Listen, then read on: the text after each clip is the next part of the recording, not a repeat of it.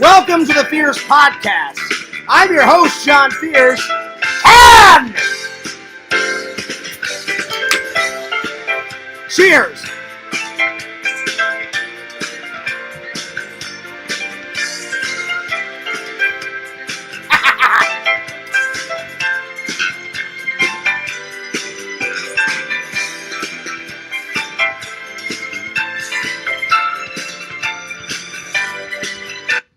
What's up, guys? Fears. Audience, fears. I got my liquid death. I have got my healthy snack. Today's healthy snack is pears.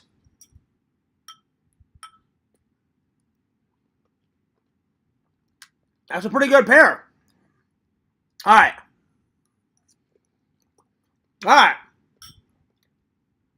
So what's up, guys? How oughtest thou? Thou is doing glorious in thy own kingdom. The movies are kind of tilting. I need to push them back just a little bit, just like that.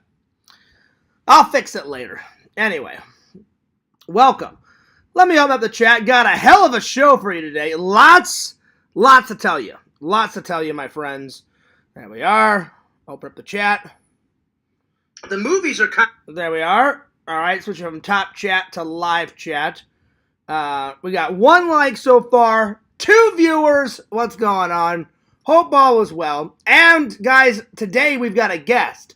Lord Randall is going to be on the show in just 1 second. Yo, Shadow Collector, what's up? That's right, CAGAN! Shadow Collector, I'm glad that you're here because I've got a haul. And oh, did I find some more gems? Steel books. More steel books. I'm in the lead. That's right. While you're off Valiganting, Fears is buying more steel books. It's not a competition, though. All right. I'm going to check the Discord real quick. I'm going to let everybody know that I'm live in the Discord, and then I'm going to invite Randall in. I hope you guys are having a great day. Shadow Collector, you were the very first one to comment, so I hope you're having an extraordinary day because you had the honor of saying the first thing. So there we are. Oh, yeah. All right, let me just check out the Discord. There we are.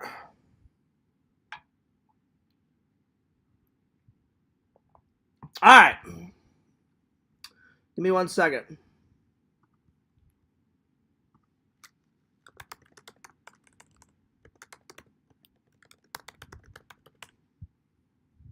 All right, there we are. Ready to rock. Ready to rock, my friends. There we go. Just checking everything out. Shadow Collector says, someday you'll have as many as me, maybe. Maybe I have more than you right now, Jason. I know for a fact, between steelbooks and movies, I've got more than you. I know it for a fact. One of these days, we should count. One day, I'll count every single movie, every single Blu-ray in here, and we'll compare. Because that's the only fair way to do it. I need to sit and count every single one. Because, I'll be honest, though, this ain't the entire collection, though. Some of the collection is back in Missouri. But, to be fair, I'll just count everything in this apartment. I know I have well over 2,000 movies in this apartment. Guaranteed. If not, pretty damn close to it. All right, let's invite Lord Randall in. So I'm just going to call Randall. There we are.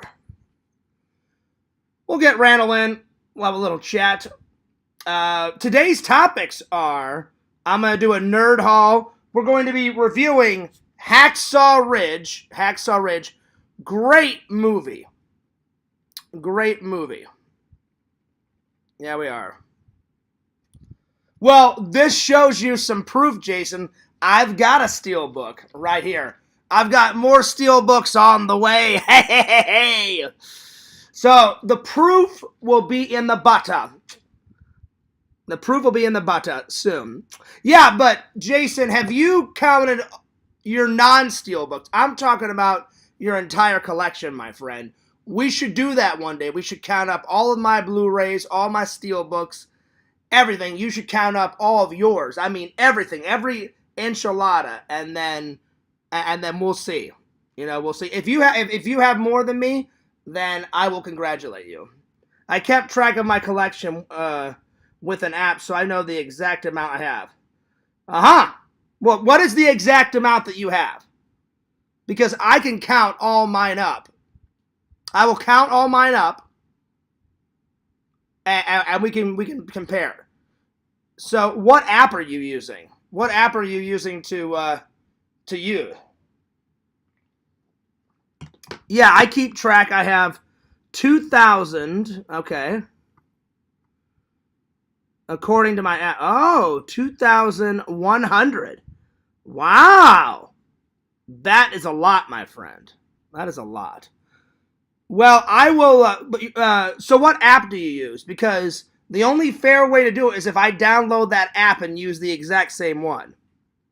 You have to count on video. You could be fuffling your numbers. That would be true. That would be true. It's called CLZ. Let me grab my phone. CLZ. So why is it called CLZ? I'm just curious.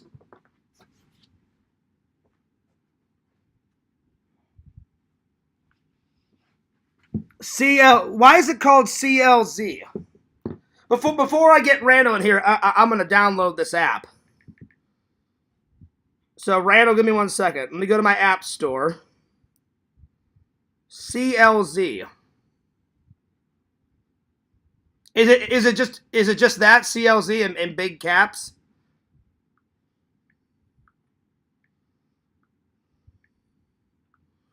All right, here we go. Oh, wow. It says My Collection Comics, CLZ Comics, DC. Oh, CLZ Movies.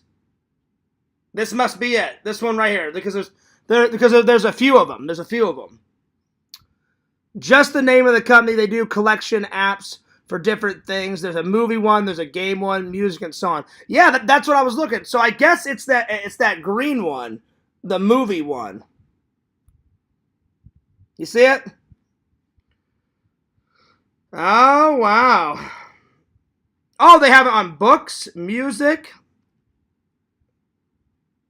I collect everything. Oh, wow. So I guess the best one to do, Jason, is the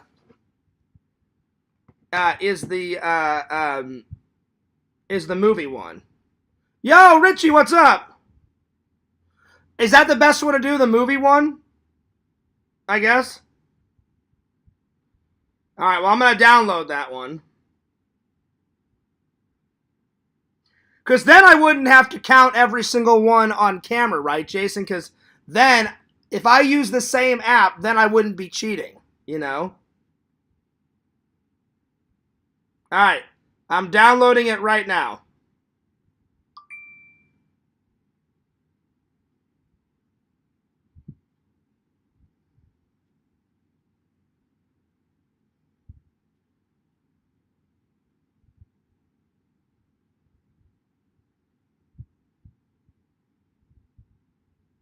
All right. So it's downloading right now. Yeah, it's nice because you just scan the barcode on the movie and it'll add it. It'll add the movie to your app. And then does it keep a count of how many's on there? Like once it adds to your app? All right, there it is. There it is. Oh, Randy's wondering where I am, so let me get Randy in here real quick. Anyway, we're going to do a nerd haul. I watched Haacksaw Ridge the other day, so we're going to review that.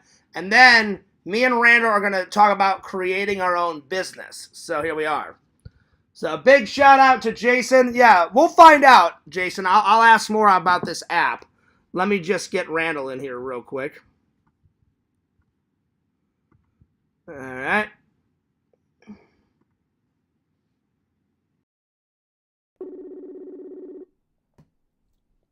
There we go.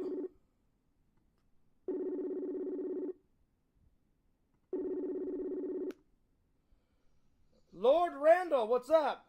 Lord Fierce, how art thou? Pretty good. So Randall, no, I missed your call because I was asking a question to Jason. Jason's got this app where you can scan any single movie, and me and Jason are going to do a contest to see who has more movies. So it may take me a while, but I'm going to scan each and every one of my movies and television shows, everything that I've ever bought in this apartment.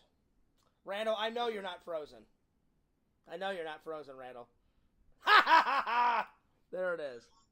So, Randall, Jason said he's got 2,100 movies. So that's a lot, buddy. That's a lot. So how are you? Pretty good. What are you up to? Just doing a stream, buddy. I know you wanted to be on. Hey, I'm glad you're feeling better, man. I'm glad you're feeling better. So what was it this time? Was it a cough or what was it?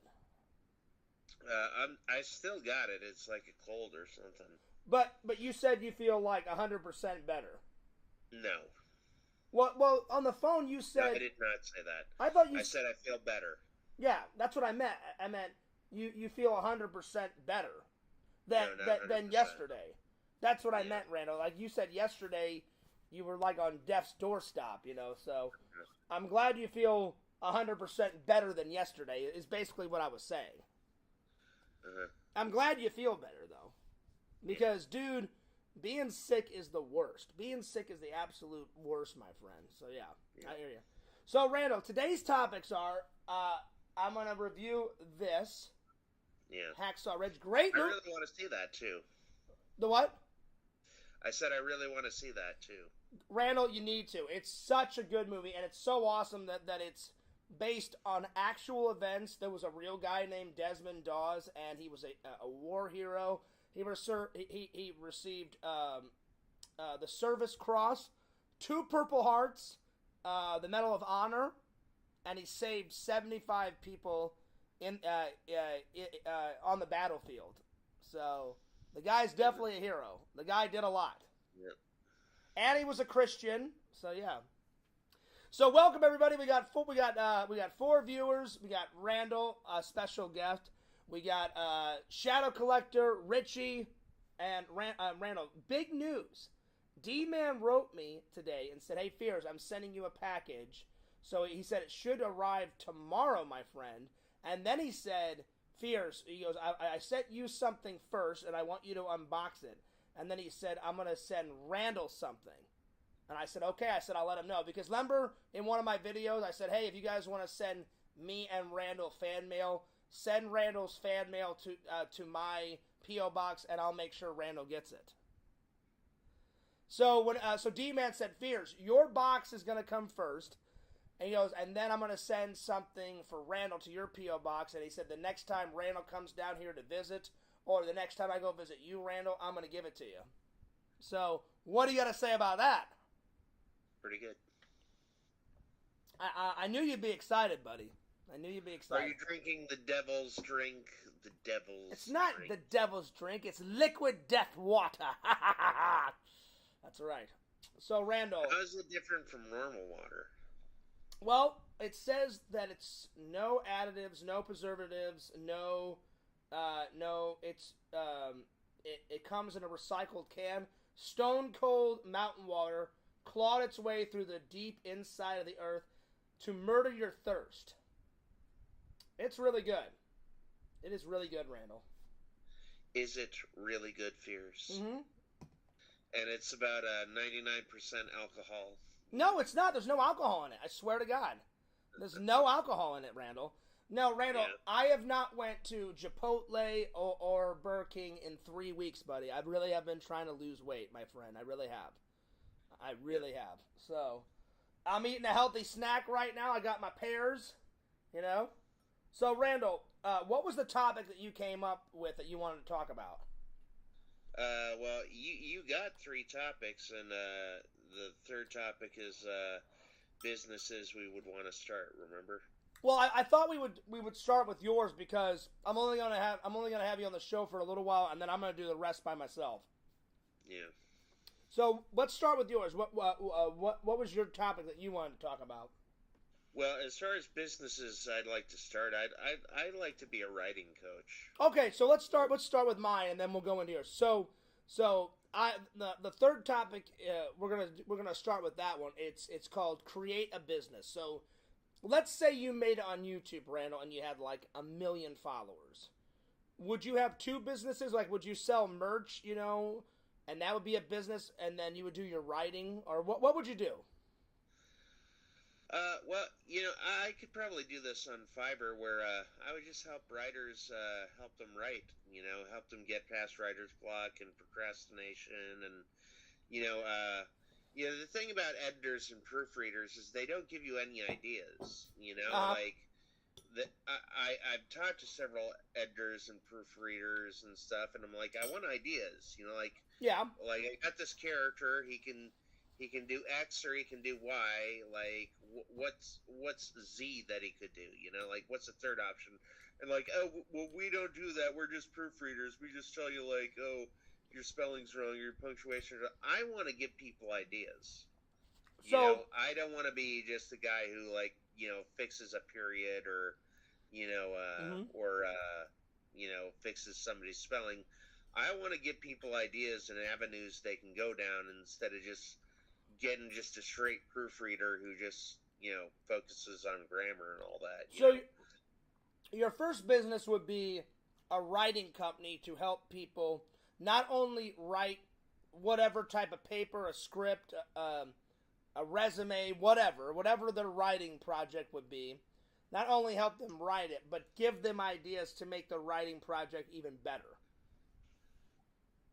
That would be awesome, Randall. Yeah.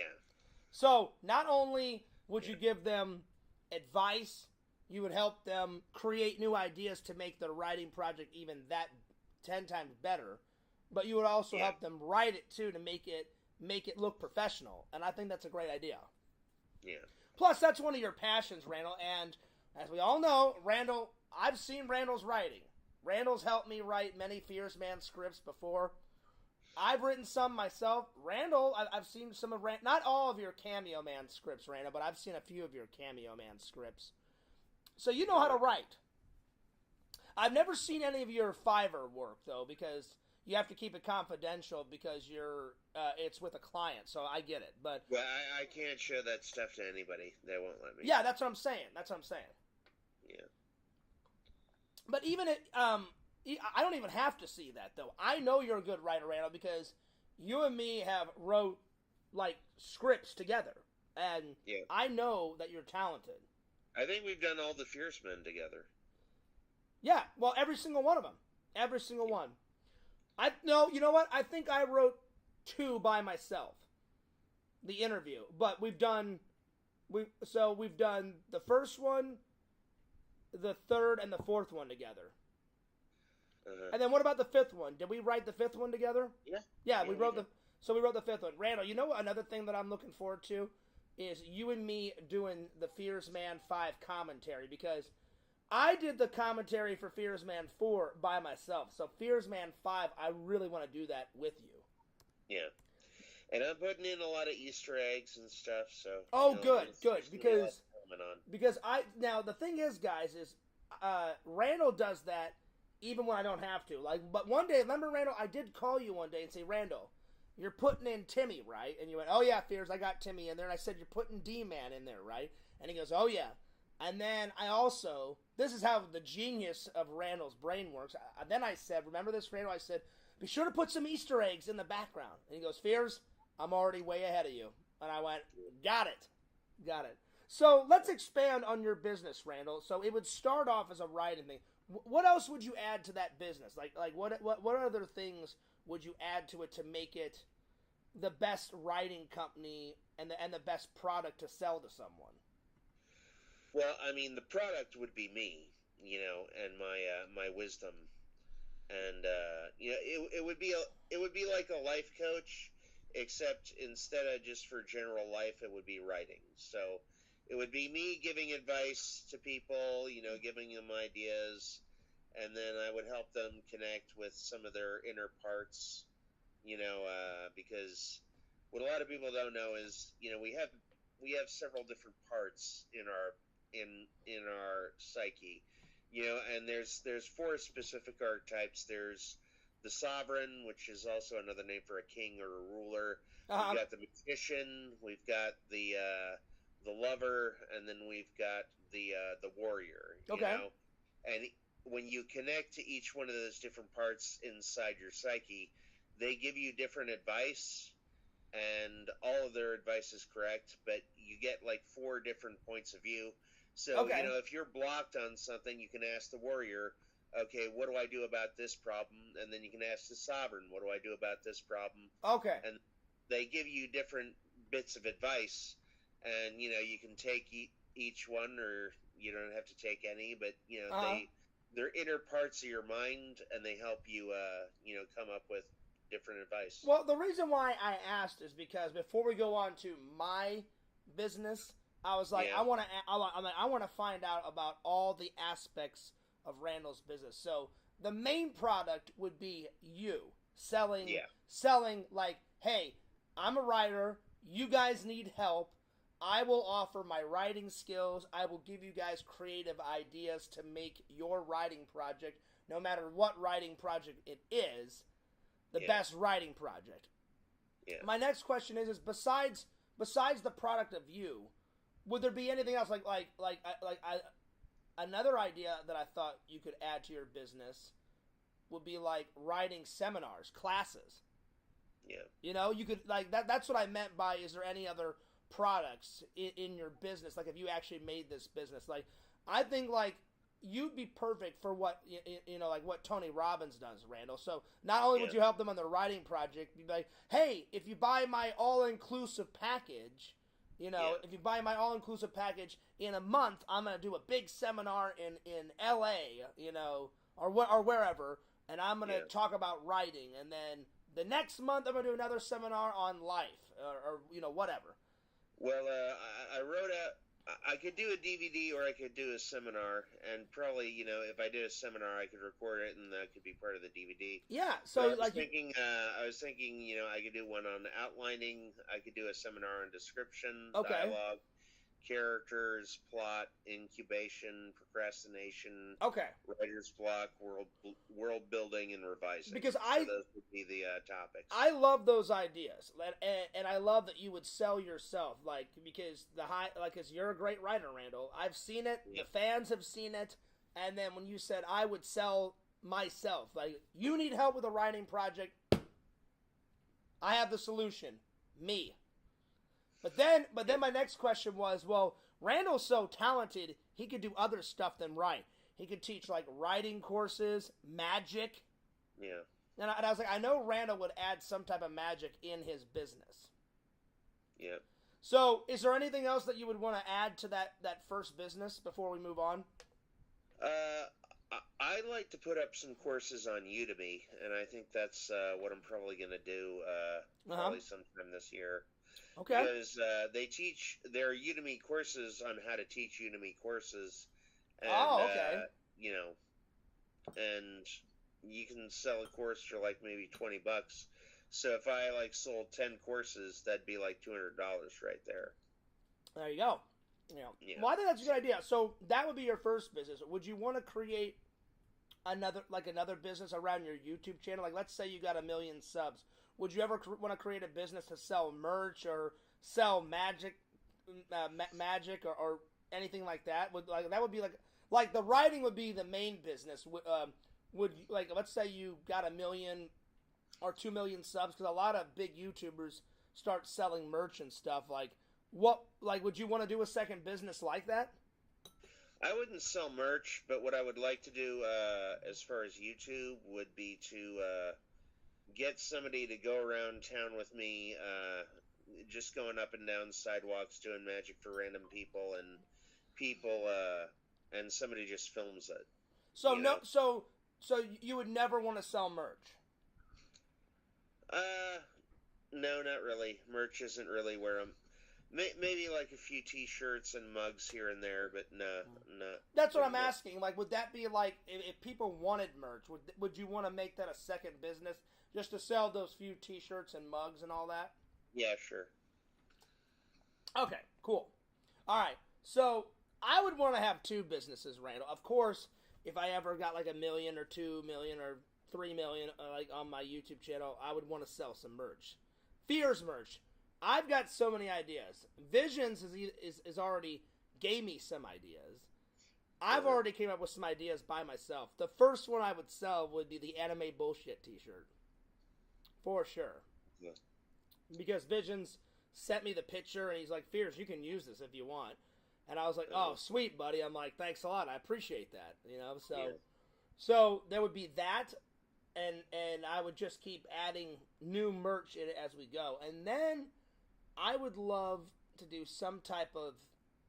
Maybe I could add it into the first business, but how to...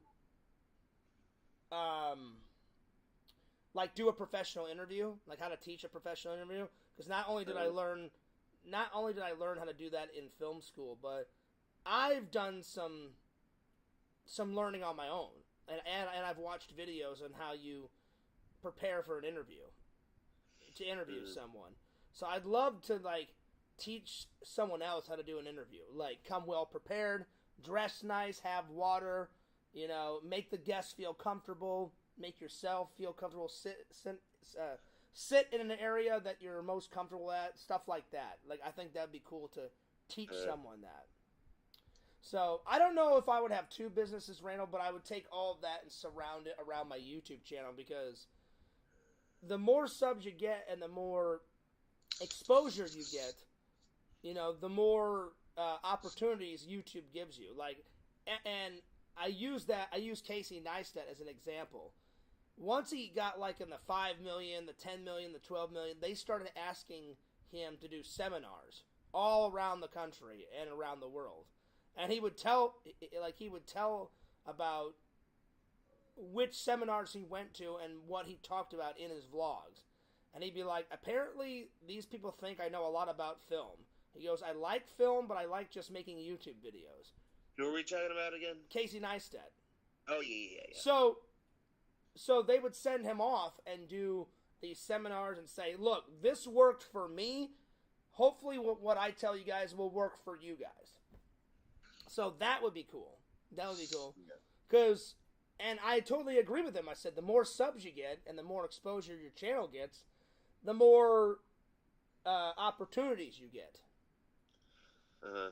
Because YouTube would be like, oh, wow, his channel's doing really well. Then they give you more opportunities. That's how you get sponsors. Yeah. You know, all that stuff. So, yeah. Yeah, that's kind of like Quentin Tarantino. Quentin Tarantino actually didn't go to film school. He just, there was this guy called Dove Simons, and he did like a 3-day film school. And Quentin Tarantino did the 3-day film school, and then he went out and shot Reservoir Dogs. Wow. I thought he actually went to film school. Well, there you go. It just goes to show you that you don't need film school, and his movies are fantastic, Randall. I haven't seen every single Quentin Tarantino film, but I've seen a lot of them. I definitely have seen a lot, my friend. So, have you seen all of his films? Yeah, I've seen all the ones he's directed. Oh, wow. And he's an actor, too. He's been in some movies where he just acts, you know? Yeah, he's in Pulp Fiction. He's in Reservoir Dogs. Oh, yeah. He's in Jackie Brown. He plays the voice of the answering machine. Oh, yeah. I mean, yeah, people ask him to do cameos and stuff. Shadow Collector says, use that app for them to keep your account collection active. I got you, Shadow Collector. I downloaded that app, so tonight I'll start scanning the movies. Guys, me and Jason wanted to know who has the bigger collection. Does Fears have the bigger Blu-ray movie collection, or Jason? And Jason told me about this app. Let me show you. Give me 1 second. It is this app right here. CLZ Movies right there. and I'm gonna use this app. And basically, you just grab a movie and you scan them, and then it adds up every single movie that you have. And then the way Jason told me is once you scan everything, it has a number at the bottom of the app that keeps count of how many movies you get. So, Jason, it may take me a while to scan all these movies, but I will. John says, "Howdy, boys." Shadow Collector says, "Greatest Tarantino cameo as a blind preacher." Randall, which one was that? Little Nicky. Really? Yeah. I'll have to go back and watch that, because I've watched Little Nicky, and I don't remember that guy. Yep, he was in there. Really? That's so cool. That's awesome. Yep. Tarantino filmed an entire scrap movie before Reservoir Dogs. Oh, did he? Oh, shit. I didn't know that. Yeah, that was called My Best Friend's Birthday, and he shot it, and some of it got ruined in a fire. So it just never came to be. Well, there's footage from some of the reels online, but he filmed that first film, and then again some of it got burnt up in a fire. So the entire movie is not available, but you can see clips of it. So and some of it's pretty funny. Did the fire start did his house? Did his house set on fire? I don't know where the fire started, but whether it was at the school or whether it was at wherever he was filming. Oh, got it. That's crazy, man. Yeah. It was called My Best Friend's Birthday. So once that project failed, then he went right into Reservoir Dogs. Yeah. Was that his first film? Reservoir Dogs? It was supposed to be, yeah. Supposed to be. But Reservoir Dogs ended up being his first one, because that one he actually completed, and that one didn't burn up. Yeah, yeah. Oh, wow. I didn't know that Reservoir Dogs was his very first film.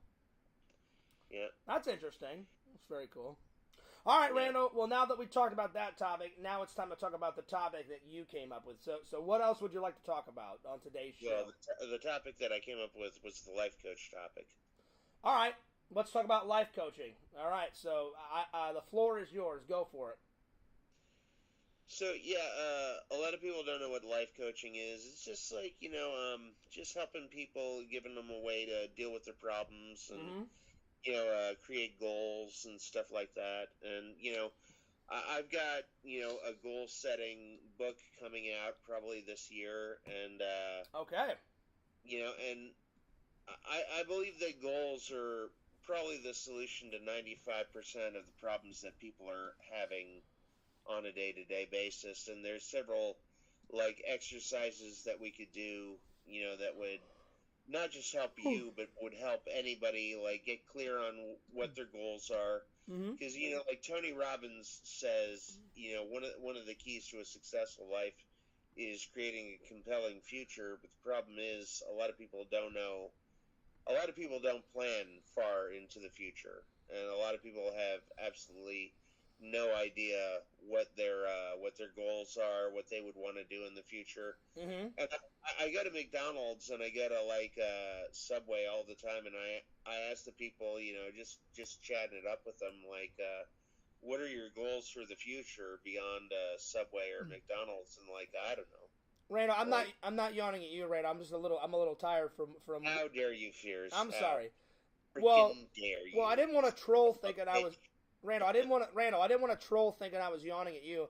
I'm yawning because I had to go in early last night. I went in at 1 o'clock. I'm sorry, 1:30 in the morning, and I got out of there at 9. So it was a long night. So yeah. Yeah. So I've gotten certain strategies for goal setting sessions, and if anybody would want to do that with me, that'd be cool. We could set something up. We could do that, and maybe we could do it over. And really, Randall, whenever you're a life coach, it all depends on what that person needs. Like you said, maybe one person needs help on their writing. Like you said, another person said, "Oh man, I've tried everything. I've tried every single dating app. I've tried talking to a therapist. I've tried this, but I can never find a date. Can you help me find a date, or help me find the? There are specialists for every type of life coaching. Exactly. Like there's life coaching for writers, life coaching for relationships, life coaching for sports, life coaching for career. So there's not just one type of life coach. There's several. There's practically a life coach for every type of category you can think of. So yeah, that's why I said it, because I was like, well, Randall, you're one of the smartest people I know right now, and you know a little bit about everything, like ever since we were friends. So I was like, Randall could stretch his legs and be like, well, just tell me what you need advice on or help on, and we'll work out the problem.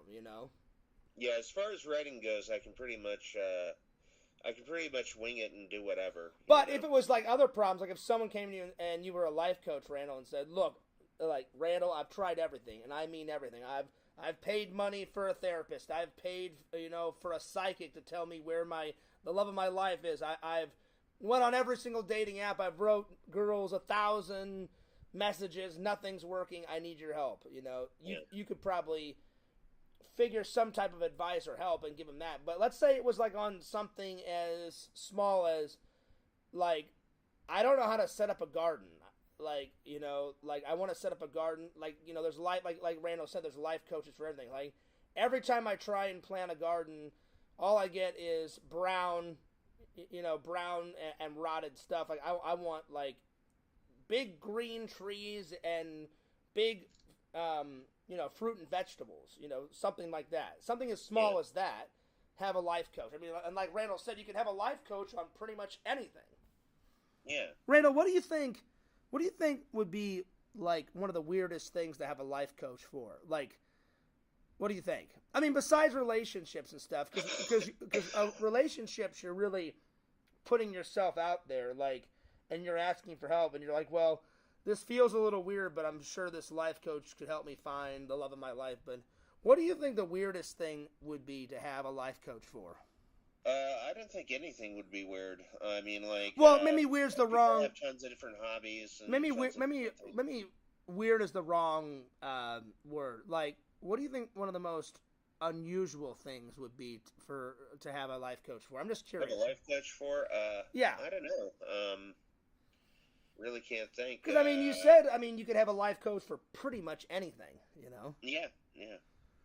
So like, I was just curious. I wonder what like the most unusual thing to maybe have life coaching for chess. I don't know. Yeah, there you go. Or life coaching to be a life coach. There you go. Yeah. Well, I mean that's basically what Tony Robbins does. Oh yeah. He gives life advice. He helps people become life coaches.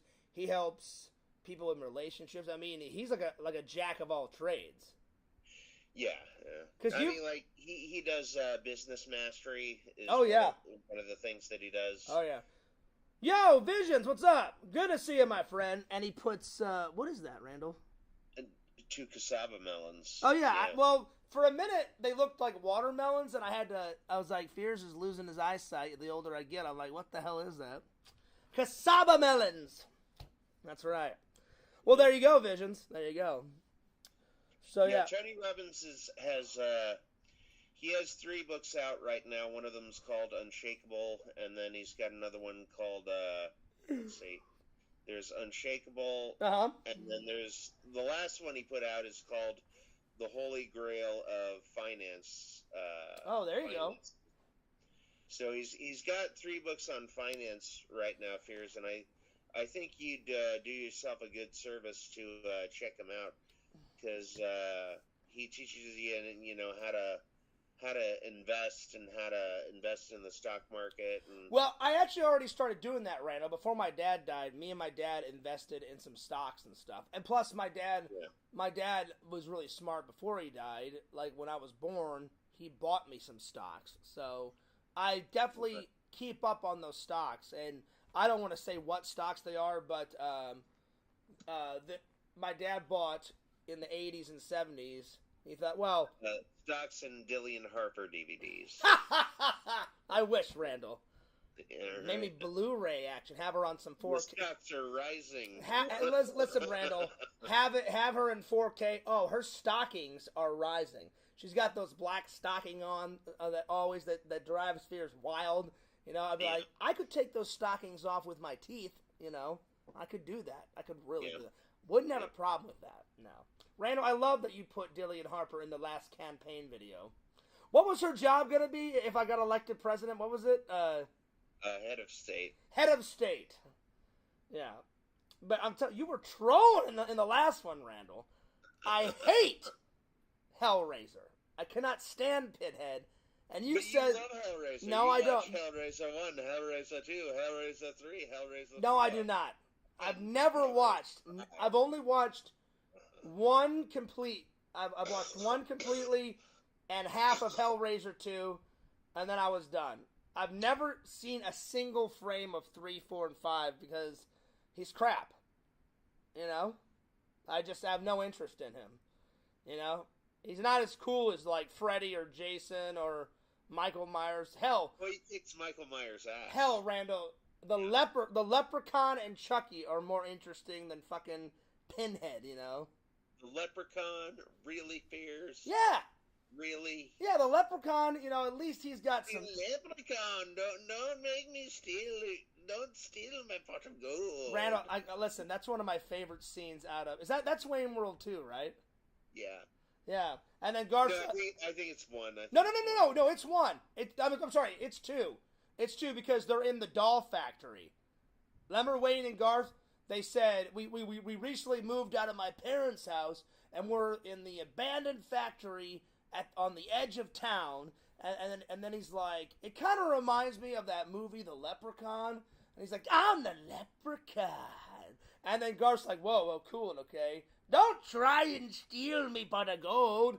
And then like Garth's like, can't stay, want to leave, want to go. And he's like, where are you going to go? Where are you going to go? You going to go to Ireland?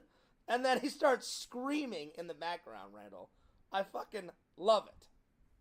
I love it. I'm the Leprechaun. I'm the Leprechaun. The best part, though, Randall, is when Garth freaks out at the end.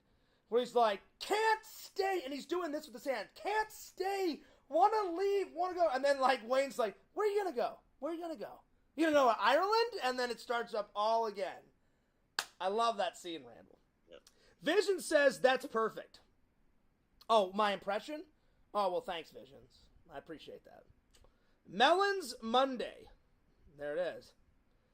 Shadow Collector says, make a t-shirt, blue shirt, yellow letters. Just got you 10K in t-shirt sales. Oh, shit. There you go. There you go. Well, speaking of Exhumed Visions, my Exhumed Visions merch came today. So right after this stream, guys, I'm going to be doing an Exhumed Visions unboxing, my friends, on the main channel. So we'll see what goodies I got. Because, Randall, you know Visions. He gives you the stuff that you buy, but he throws in those gems, man, those extra gems. And the more you buy, the more gems he throws in. So there we are. Because he's a cool fucking dude. And he's me and Randall's buddy, our pal. You're a good guy, Visions.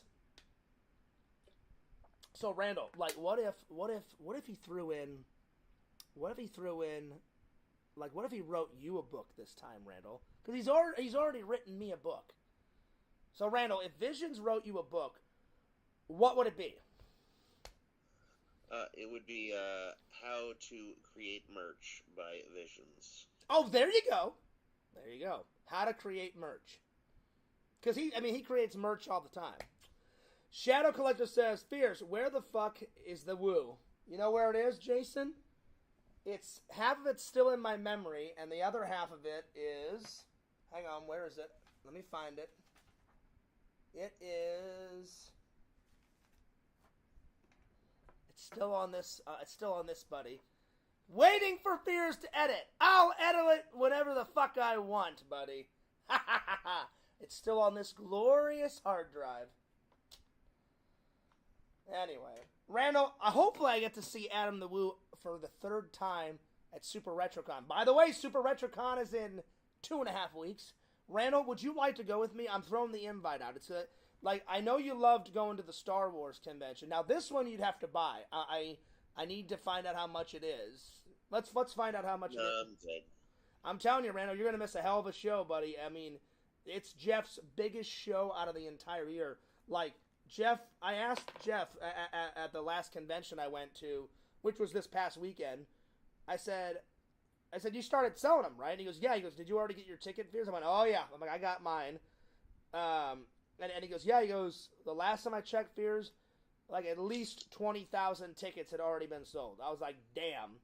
And he said that's more than last year. Last year, I think he had like 15,000 show up, right? So I was like, damn, that's pretty good. So Jeff said, fears, whenever we get closer, I'll give you a more rounded number, because he said people are buying tickets each day. So I was like, holy crap. So Randall, if you change your mind, you're more than welcome to come. I would love for you to come, buddy. I really would. But anyway. So Randall, what are you doing? Randall, what are you doing the rest of the day? Working. On what? Yes, man. Fears Man. What about Bears Man? Bears Man, yeah, I'm going to be working on Bears Man. Listen, Bears Man is going to make an appearance in... What about Fierce Man? Well, obviously Fears Man's going to make an appearance, you know. No, Fierce Man. Fierce. What? F-I-E. Oh, Fierce Man. Fierce Man. Like a fierce warrior. We could, you know what, Randall? That should be Brainiac. Not Brainiac. What's Superman's... Bizarro. Bizarro. Yeah, so instead of Fears Man, Brainiac is the little mouse off of that fucking cartoon, right? No, that's Brain. What's Brainiac? I forgot. Brainiac is Superman's nemesis who has a big brain, right? Yeah. Yeah. Pinky and the Brain is that fucking cartoon. I got it mixed up. My bad. Because I used to watch Pinky. How frickin' dare you be? Listen, Randy. Listen. You know Fear. How dare. How dare you? Don't even go there, my friend. You know Fears is memory. How dare you? How dare you, Randall? How dare you? Randall, listen, we've been friends for a lifetime. Don't make me come down there. Don't make me come down there to you. Randall, let's just throw it out there. It's your turn. Randall, let's just put it out there. Listen to me. Give me 2 seconds. Stop interrupting me, or I'll throw you through a wall. We've been friends for years, and you know I love you like a brother, but you know Fears' memory is 50% good and 50% gone to shit. 50% cheese. It pretty much is. 50% is amazing, and I have amazing memory on something. The other 50% is shit garbage. My memory. At least I'm not lying about it, you know. So, Randall, yeah, if I don't come down and hang out this weekend, it'll definitely be next weekend, buddy, depending on... I think I've got another convention this weekend. Wait, let's have a look. Hang on. No, I don't. The next one is March 23rd and 24th. Super RetroCon. It was going to be 3 days, Randall, but when I talked to Jeff at the convention, he goes, yeah, Fears, listen to this. He goes, they were going to charge me an extra $5,000. And I was like, for what? And he goes, Saturday was going to be the longest day. Sunday was going to be the shortest day. And then Friday was going to be like, kind of like the middle day. Like, Friday was going to be from 5 till 9. And then we were going to have the VIP party after that. And I was like, okay. I said, but what was wrong with that? He goes, Fears, you know how those Florida fairground assholes are. I'm like, oh, yes, I know. And he goes, yeah. He goes, they were like, oh, if you want to do a half a day, we're going to charge you an extra $5,000. And Jeff, he's a smart guy. He's like, fuck that noise. So he had to go back in, go on his Facebook. I don't know where he told everybody, Randall. He probably went on his Facebook and on his website and said, hey, guys, I'm sorry. I'm not paying an extra $5,000 for half a day, 5 to 9. So I'm just going to have it on Saturday and Sunday. So it was a 3-day con. Now it's a 2-day con. That's okay, though, because Saturday is going to be the biggest day. Saturday is going to be the day when everybody shows up and goes nuts. So I'm just saying. Anyway. What's up, Chicken Wizard? What's up, Tinder Immortal? Tinder Immortal says, hello, Randy. Hello, Fears. They have a Bizarro ride at Six Flags. Really? Oh, shit. That's great. That would be awesome to ride, Tinder Immortal. Randall, I think we should do that. Our Bizarro should be Fierce, like F-I-R-C-E, Fierce Man, and then Fierce Man battles Fierce Man. That should be our version of Bizarro. What's up, Chicken Wizard? He says, I went to the latest Toy Man show yesterday, and everybody misses the Fierce Man. Well, guess what, Chicken Wizard? I miss them. Randall, I still haven't uploaded that footage. When I was in Missouri, I went to a Toy Man because I met Chicken Wizard. Chicken Wizard, like everybody else, hang in there. Fierce has only got 10 fingers to edit. I'm trying to get up that content as quickly as possible. Speaking of content, Randall, I uploaded the newest vlog that I went to last weekend at like 8 in the morning. Oh, wait. Whenever I got home. I got home at, I went in at 1:30.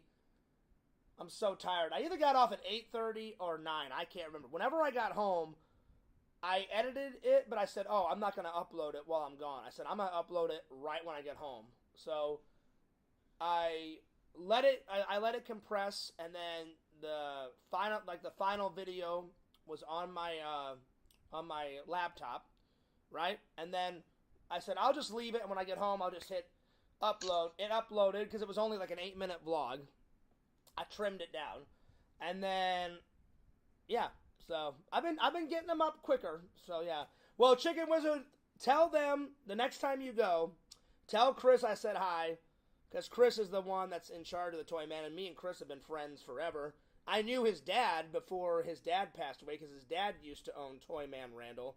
Then when Chris's dad was getting sick, like my dad, because Chris's dad died of not the same type of cancer that my dad had. He had another type of cancer, but he told Chris, he said, hey, well, I'm going to go. You know, I'm not going to last much longer. So he said, you take over the Toy Man show. So I think it's so cool that Chris is continuing his dad's dream, because his dad created the Toy Man toy show. And it's been there for years, Randall, since like the 80s, like the early 80s. That's what Chris told me. And I was like, dude, that's fucking awesome, man. That it's been there since the 80s, you know. So Chicken Wizard, tell everybody the next time you go to a Toy Man, tell them that Fear says hello, and that I hope everyone's doing well, and that I miss everybody. So I'd appreciate that personal favor, buddy. Thank you. Fears, do you get riled up in the naughty way by women's feet like Tarantino? No, not really. Randall, what are you? Women's feet, yay or nay?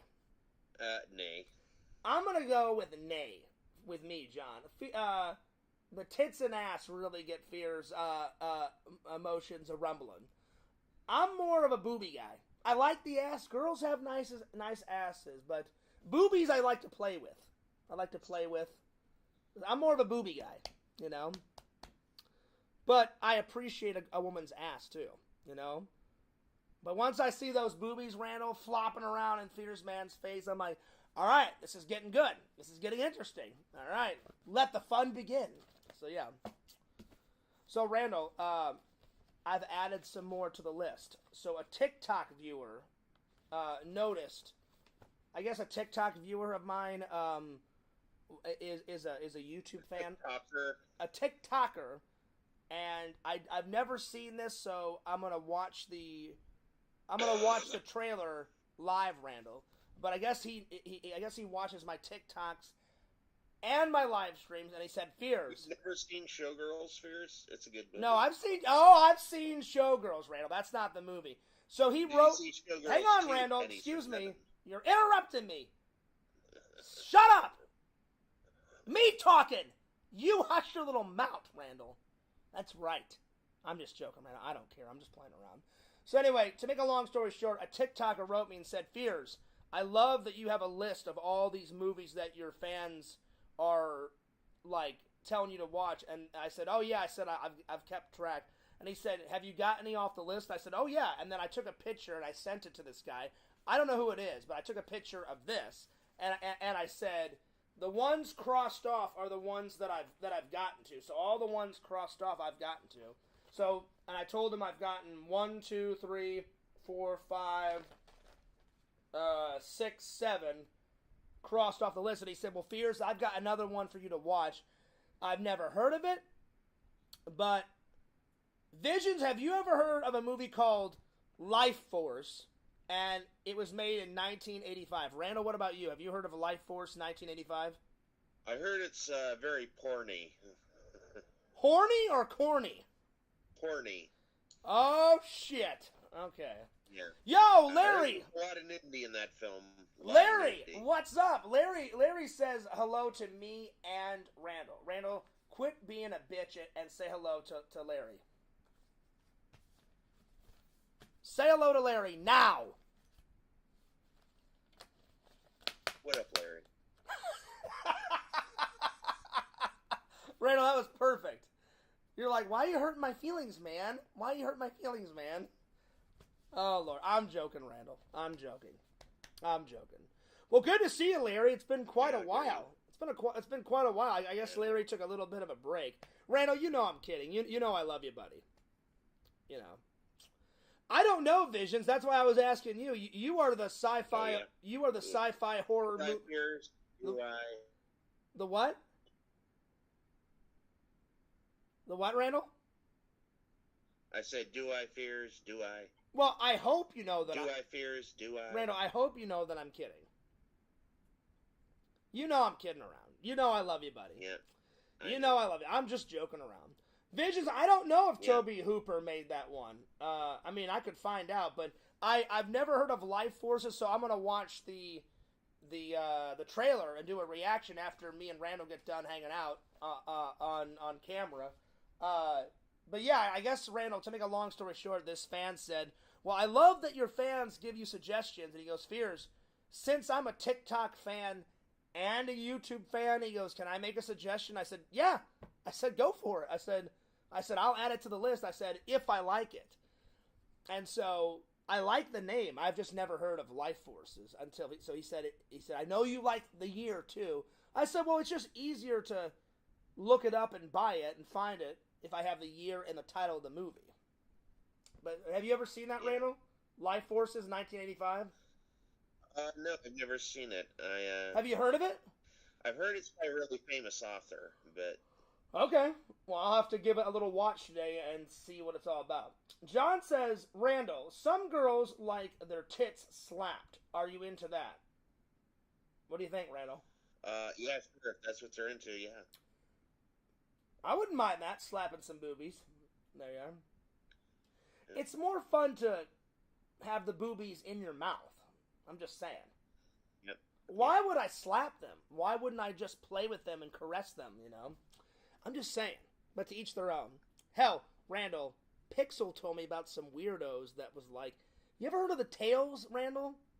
Girls are into these wolf tails. It's like a butt plug with fur, and then they put it up their butt, and they're like, I'm a wolf. I'm a sexy little wolf, or I'm a pussycat with my little tail. Then I'm like, what the fuck, man? Yeah. I just couldn't get into that. Come on, Fears. I'm a wolf. You know, get on over here. Play with my tail. No, I'm good. That's just weird. Yeah. Randall, you've heard of the tails. You've heard of that shit? Yeah. Randall, I've heard of it. Listen, be honest, buddy. We've been friends for a long time. Be honest. Have you ever played with the tails, Randall? No, I have not. Okay. So far. I mean, I guess I would have to be in that situation. Like if a girl, I'm going to go get ready, Fears, and like, give me a few minutes. And she walked into the bathroom and she had a robe on. I'm like, yeah, take as much time as you want. And then she comes out. She's like, all right, I'm ready, Fears. And then she reveals the robe. You see the boobies. The robe, you know, she takes it off. The robe goes down to her little ankles. She's like, I got a surprise for you. And then she turns, and then there's like a little tail. I'd be like, oh shit, this is actually going to happen. Okay. Yeah. I'd have to be there in that situation. So I don't know. But I've never been in that situation. So there we are. But there's a lot of weird things out there, Randall. Yeah. Yeah, I'm not a toe guy. John. I'm not into toes. So, yeah. Anyway, big shout out to Richie. Big shout out to D-Man. Oh, Randall, by the way, D-Man, I hope you don't mind. D-Man said he sent something in the P.O. box. So guys, D-Man said my package, and if it comes tomorrow, because I checked 3 times a day, Randall, and they said it's not here, D-Man, but they said it should be here by tomorrow. I'm going to do a D-Man unboxing, and then, Randall, exciting news. He said, Fears, I'm going to send you a package first, and then he said he's going to send you some fan mail, Randall. So when I get it, I'm going to pass it off to you, and then we'll make a video of you unboxing it, either on your channel or my channel. Or we could do it on both, you know? Like, we could film it for mine, and then I would let you download the footage, and you could put it on your channel, too. Are you excited to get some fan mail from D-Man? Uh-huh. Randall, that didn't sound excited whatsoever. Oh, yeah, I'm excited. There you go. I'm definitely excited, D-Man. And then Larry, before you took your little break, Larry said he's going to send me something again. So, lots of fan mail is a-coming. But Larry said it may take him a couple weeks, and I said, that's fine, buddy. I said, Fears just appreciates my fans, and I love my fans. I said, Larry, take as much time as you need, you know? I said, because I do understand people have busy lives, you know, so yep. Whenever it comes, it comes. Has John Fears ever had to choke a bitch? No. I saw the abbreviation Visions, so I thought the B stood for bitch, you know. I've never had to choke a girl. Never. No girl's ever asked me to do that. I don't even think I could do that anyway, you know. Like, yeah. Choke me, Fears. I'd be like, why? Like, don't you like breathing? Don't you like air? You have to have air to survive. I couldn't do that, Randall. I'm too much of a classy gentleman. I couldn't do it. I couldn't do it. So, yeah. Oh, you are nothing but class, Fears. Well, thank you, Randall. So are you. D-Man says, Fears, the tracking number is in your Twitter. All right, thanks, D-Man. I will check it out after the stream, my friend, because after this stream, I'm going to take like a 10-minute break, and then I'm going to do the Exhumed Visions unboxing stream, because my merch came. So, yeah. You're going to box? Very funny, Randall. I like that. Exhumed Visions, unboxing. Boxing, I got you, Randall. I know what you're doing. Buddy. That's a funny joke. You gonna box with Visions? Am I gonna box with Visions? No, I'm not gonna. You gonna trade blows? No, because I would never fight Visions because he's my buddy. You know. Visions was talking shit in the chat. Oh, was he? He was probably talking about your. He was probably talking about you, Randall. He was probably talking shit about you, Randall.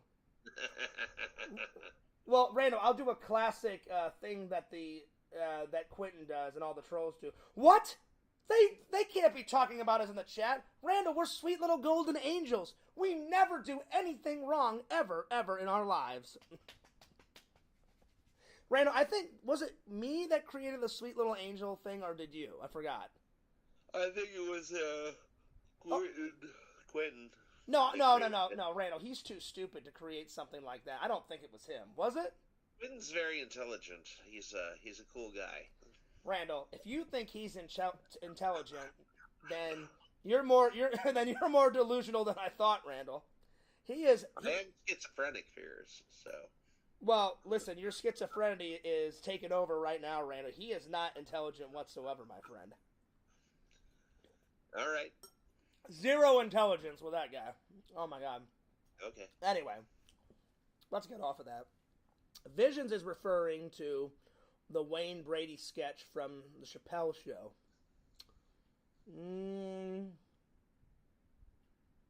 I can't remember. Oh, wait, Chicken Wizard. Does he say, instead of choking, like, don't make me cut a bitch or something like that? I've seen the Chappelle Show. And no, it's, the exact quote is, Wayne Brady gonna have to choke a bitch. Is it? Yeah, because him and Wayne Brady go out for like an outing, and Chappelle thinks that Wayne Brady, because he's been in so many television shows and movies and all that. He's all nice. He's all nice and classy, and he's like, Clairvoyant listen, you either give me some money or Wayne Brady may have to choke a bitch. Yeah. You know, or some shit like that. I've seen it 2 visions. It is classic. I agree with you. And I agree with Chicken Wizard. It is fucking hilarious, Randall. Have you ever seen that whole sketch? Yeah. Oh God, it's genius. It's genius. It's pretty good. It's really good. The sketch that I love is, Dave Chappelle is driving a car and the woman in the passenger seat starts dancing. Yeah. And she starts dancing really wild, and this wasn't planned, but her boob actually flopped out of her shirt. Wow. And so a titty reveal. Yeah, titty came out, and then damn. On the show, when it was aired on Comedy Central, it was morade, it was pixelated. Yeah. But if you go on the Dave Chappelle DVD, always taking out the good stuff, uncensored, and you can see the tit. You know what, Randall? I've seen episodes of it, but I've never seen every single episode. Yeah, watch it on DVD because the DVD experience is totally different. Yeah, I need to get the full series of the Chappelle Show because I've seen a classic line. I've seen bits and pieces, and I've seen full episodes, but I just haven't seen every single. Because on the DVD they bleep everything and they black bar all the nudity, but on the DVD everything is uncensored. Yeah, I've just never seen the entire series. I've seen a couple episodes. I even saw. Oh God, there's one episode that's like he's saying the N-word like every 5 seconds, Randall, in some sketch, and I'm like, well, Dave. He does that a lot in his comedy acts too. Yeah, well, but also Dave Chappelle can say the N-word, because he's a black guy. Why is that, Pierce? Well, because he's a black guy, Randall. But if a white guy said it, I mean, that person would be in some hot shit water, But really? I don't remember what episode it was of the Chappelle Show, but he's saying, and this, and that, and this. I mean, he must have said it 13 times in one sketch, and I was like, holy shit. Yeah. And the sketch was funny, and I've seen the Wayne Brady sketch. I saw that entire episode, and then I saw the one where he's blind, Randall, and he thinks he's a black guy, but really he's a white guy. No, he thinks it was the black white supremacist is what. What was it? Or was he black and he thought he was white? Or I forgot what it was. Yeah, something like that. I saw that episode, and then I saw. I love the newscaster in it too, and he was like, "Oh yeah, he plays. How could this be? Yeah, he plays black white supremacist. Yeah, doesn't he play like a white? He plays a white newscaster, right? And I remember he said in an interview he based it off of some like stuck up white newscaster from like New York with like a perfect like. This is totally incorrect. He was not a newscaster. The newscaster was white. And that's what I'm saying. Didn't he play a white like they put makeup on Dave Chappelle and they made him into a white newscaster? In a totally different sketch, yeah. And that's what I'm trying to say, Randall. So I know exactly what I'm saying, Randall. I didn't make it up. I saw in an interview one time, Dave Chappelle said, when I played the white newscaster, I based it off of I can't remember the actual newscaster. He goes, I based it off of this guy in New York. He's a white guy, perfectly coiffed hair, and he's totally stuck up. And I just did an outlandish version of that guy for my show. Yeah. And so I wasn't trying to be mean, Randall, but I knew exactly what I was talking about because I've seen that part. Now, I didn't see that sketch that you were talking about, but I've seen him do the over-the-top, sarcastic newscaster that's got like a stick up his butt, like he's so like a tight ass or whatever, Yep. What? So name off some more characters. I forgot what else he did. Tyrone Biggums. I don't remember that one. What was that one about? He was a crack addict. Oh, didn't he have the white powder around his mouth? I've seen that one. I've seen that. Yeah. And then what else? What else did he do? Well, he was friends with Charlie Murphy when Charlie Murphy was still alive. Oh, yeah, I remember those. And he played Prince in Charlie Murphy's story. Yeah, like Charlie would start telling a story, and he'd be like, yeah, one night, like, me, my brother went out, and we're hanging out with Prince. And he goes, we get into the bar, and then he goes, Prince is there, and I'm like, oh man, he goes, I can't believe Prince is over there. And he said back then, he goes, Prince was the shit, man. He goes, he had women and drugs all over him, all around him. And Charlie's like, I'm gonna go up and talk to him. And I guess he said Prince was already like hopped up on some drugs, Randall, and he said that he cocked back his fist and said, Charlie Murphy! And then he went to hit him right there. And then Charlie kind of went like that and said, why the hell did this guy just hit me? So he said, I laid low. And that wasn't Prince. That was James Brown. Yes, you're right. I'm getting the stories mixed up. Yeah. James Brown hit him in Studio 54, and he said, I laid low, and then I came back, and didn't he, like, drop kick him or something? Slapped him. Slapped him. Though he drop kicked Prince in his dressing room. Remember that one? Where Prince went flying through the air and he hit the mirror? That's an episode, right? I don't remember that one. No. There is. It was. Oh, it wasn't James Brown. It was Rick James. Rick James. That's right. So he slapped Rick James, and then he drop kicked. Oh no, that was Rick James too. He went into Rick James's dressing room, and he went to fight him again, and said, Charlie Murphy! And then he said, he goes, you hit me again. He goes, you're going out this fucking window. And then he brought in his security guards, and from what I can remember, he like drop kicked Rick James, and he I remember this, Reno, he hit the window. He didn't hit the window, he hit the mirror, and the mirror smashed. Yeah. And then nobody would hit Prince. Prince is amazing. No, but I'm sorry, I got it mixed up. The Prince thing was when Charlie Murphy met Prince for the I don't know if it was the first time or one of the first few times, and he dressed up as Prince, and he said, hey, are you guys up for a game of basketball? And then Charlie was like, I learned a very valuable lesson. Never judge a book by its cover. He goes, yeah, sure, we'll play you, Prince. And then Charlie looked at his homies and said, we're going to crush this guy in 5 seconds. And he said, come to find out, Prince actually knows how to play basketball. And he goes, he kicked the shit out of us in basketball. And after the game was done, he goes, I want you guys to come back to my mansion, and I'll serve you pancakes. And he goes, that's exactly what we did.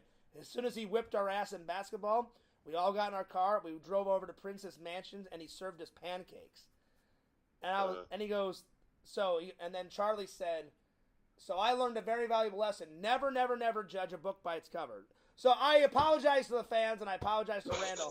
Randall, I knew what I was talking about. It's been a long time since I've seen that show. Thanks for the assist, Visions. I was getting the stories mixed up, but we cleared it up. We got it.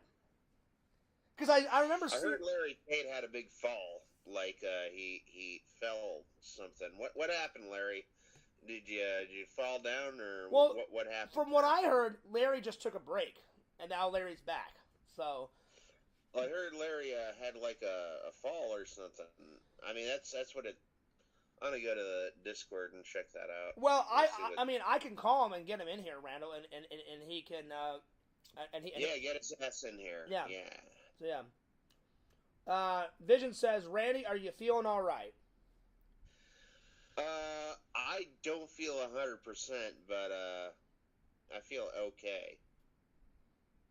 Yeah. I mean, and my mom said usually my coughing starts when I go in my bedroom, so she thinks that there might be some like mold or something in here or something. Larry, we do support the First Amendment. I didn't erase your message. I didn't erase your message, buddy.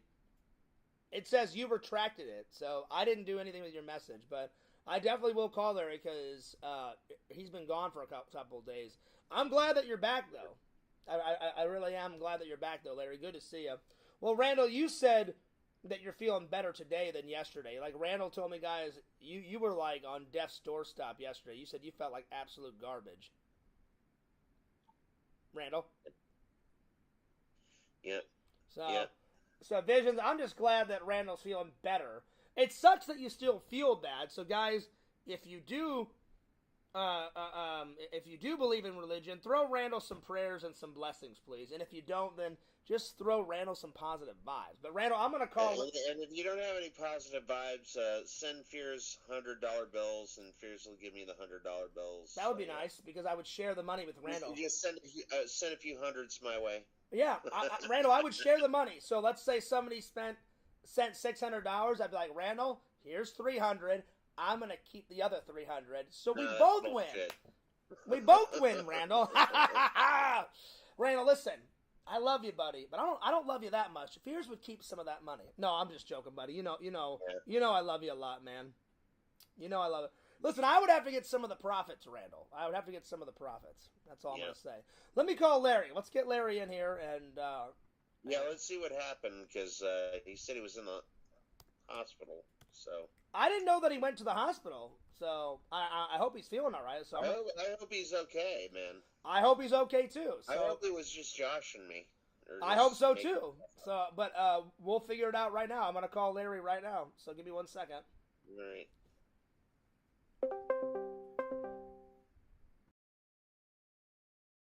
Larry, what up, man? Hello. Yo, Larry, what's up, man? How you been? What's up, man? Not too bad, buddy.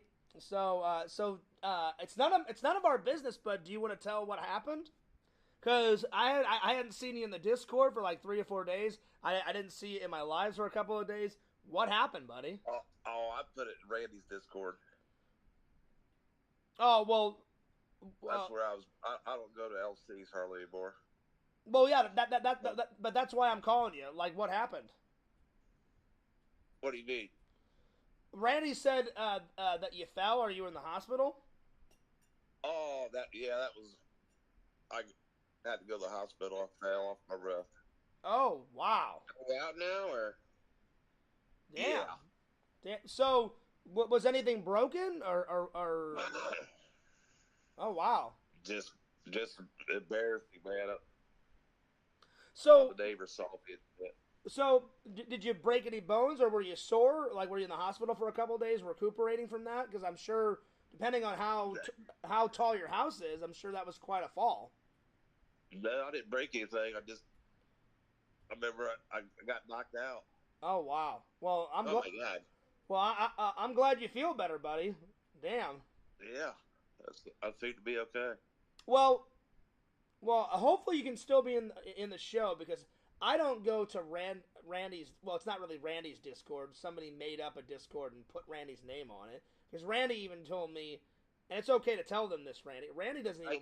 I curate the Discord. Yeah, Randy doesn't even want a Discord, but because his name's on it, he has to take care of that Discord. But it got so hostile in there, Larry. I just left, so hopefully I can still call you and you can be on the shows because the only way I can get a hold of you is if I go to LC's Discord.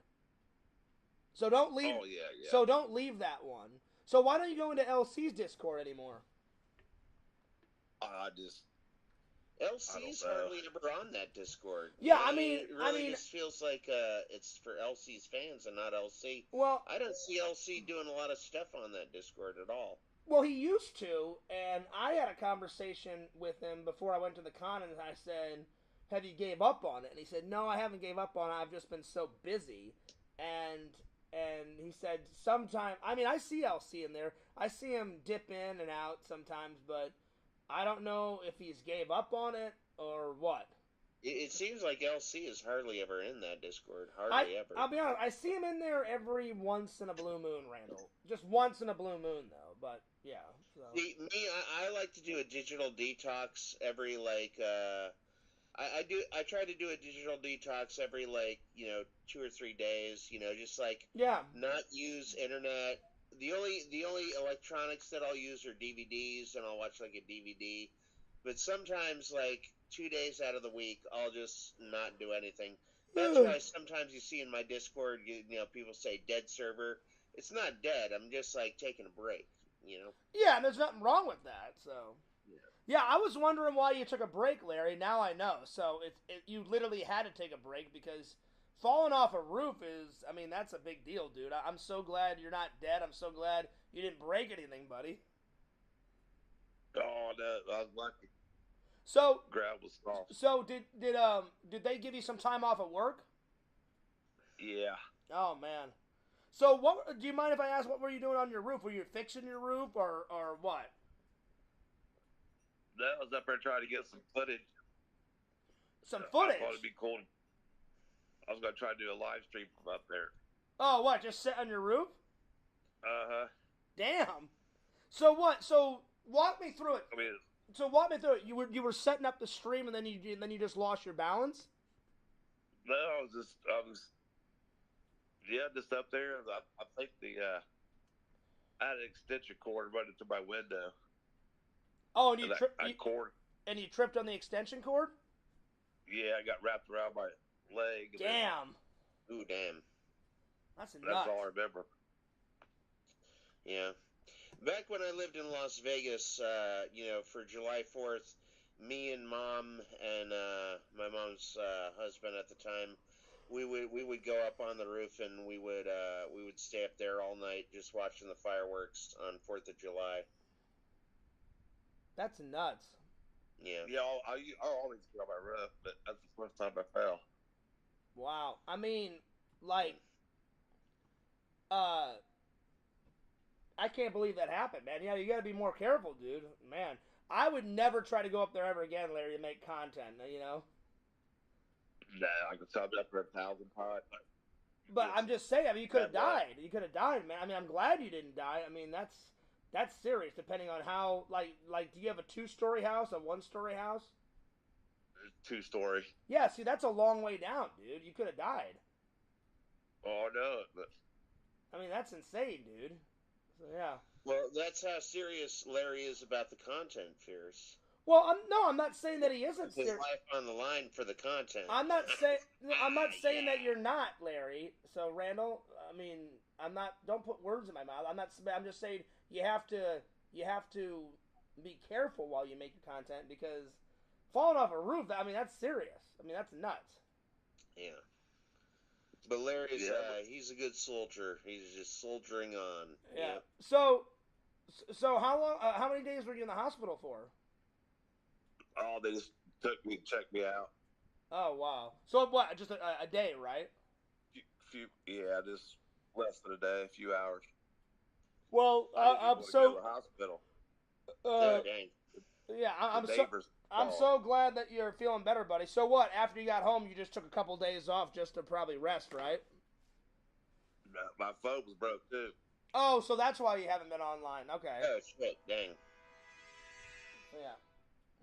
Luckily, my computer was still okay, but Well, I hadn't seen you do any content, and because I'm not in Randall's Discord anymore, I didn't hear about the whole roof thing until like Randall told me about it like a day or two ago, and then Randall reminded me today, and I was like, I hope Larry's all right. And you tried to call me once, Larry, and I was in the shower and I missed your call, and I wrote you and said, hey man, sorry I missed your call. So yeah, man, I'm glad you're feeling better, buddy. Larry, if I Yeah, make sure. over $20 tonight here, I'll do a stream at 2 a.m. Yeah. So. cool. Well, I'm glad you're feeling, buddy. I'm glad you're feeling better, buddy. Like that's, man, oof, that's scary. You want to be part of that? Yeah. So yeah. All right. Well, anyway, Larry, I'm gonna let you go. I'm gonna let you and Randall go because I'm gonna finish up the rest of the show by myself and get to the topics. But hey, man, I just wanted to call and find out what happened, and I'm glad you're feeling better. And dude, just be careful when making that content, man. Yeah, I'm gonna try it again when it warms up. I'm gonna get back up there and do a live stream. I mean, I wouldn't, because I wouldn't want you to fall again, buddy. But but dude, check this out. Before you go, D-Man sent me something, and he's gonna send something Randall in the fan mail. So we're gonna do unboxing.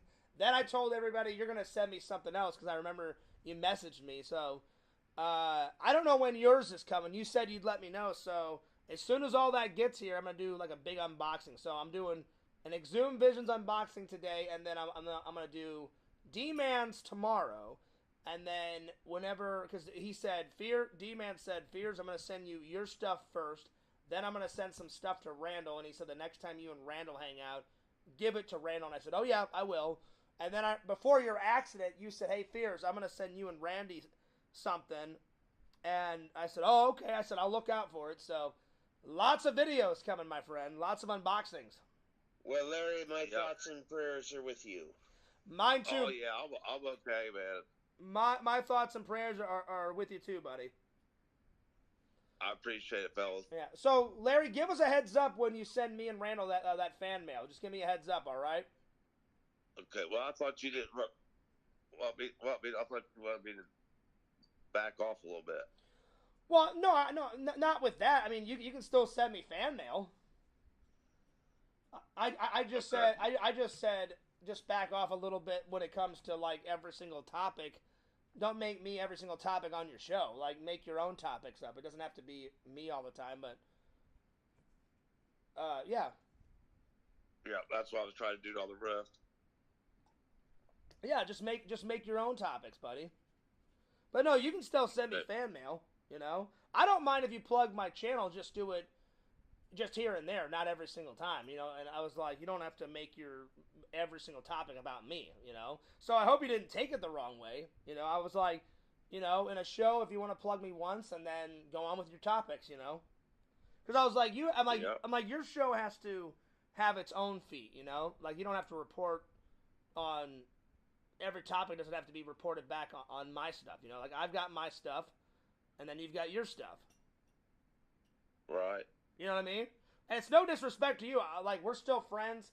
I'm so glad that you're still a fan. I'm glad that you're okay. And, yeah, I never once said you couldn't send me fan mail, because anyone can send me fan mail, not just you, Larry. If anyone does, you guys know I'll either make a video of it or a live stream, or whether it's an unboxing or someone wants to send me a fan letter or whatever. But, yeah, the only thing I asked was just dial it down on not having me... Can I send you troll mail, Fears? Is that okay? Randy, if you want to send me troll mail, that would actually be hilarious.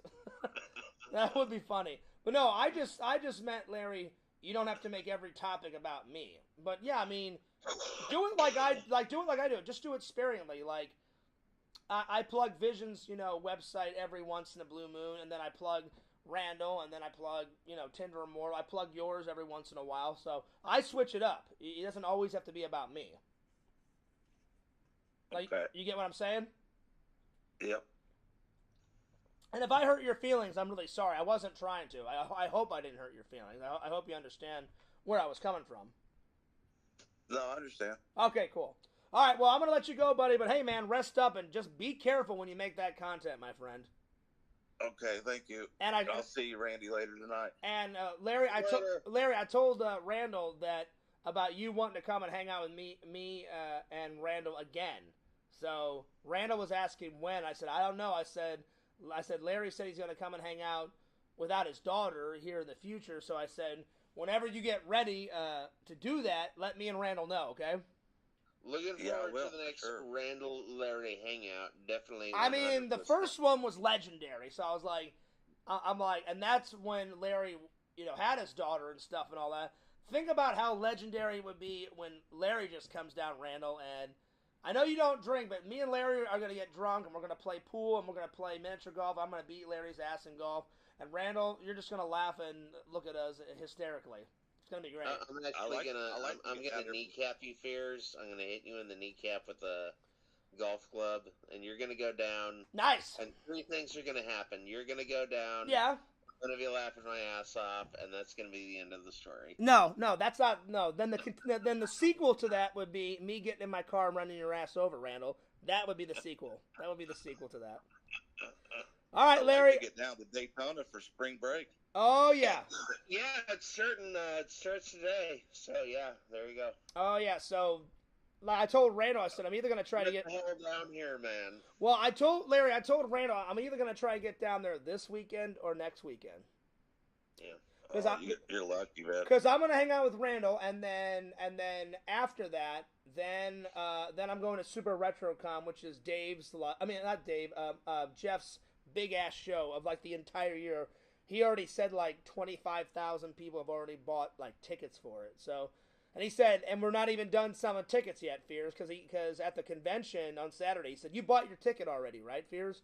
I went, oh, yeah. I said, I bought my ticket like a couple days ago. And he went, all right, good. He goes, they're selling like hotcakes. And I was like, all right, buddy. So heaven knows how many. Those conventions don't have wet T-shirt contests. That's true. That's true. So that's why I'm going to go hang out with Randall. We're going to go check out some wet Have you been to spring break before? Yeah. Yeah, in college. I did it. In college, I did it twice. It's crazy. I did it twice in community college before I went to Collins College in Arizona.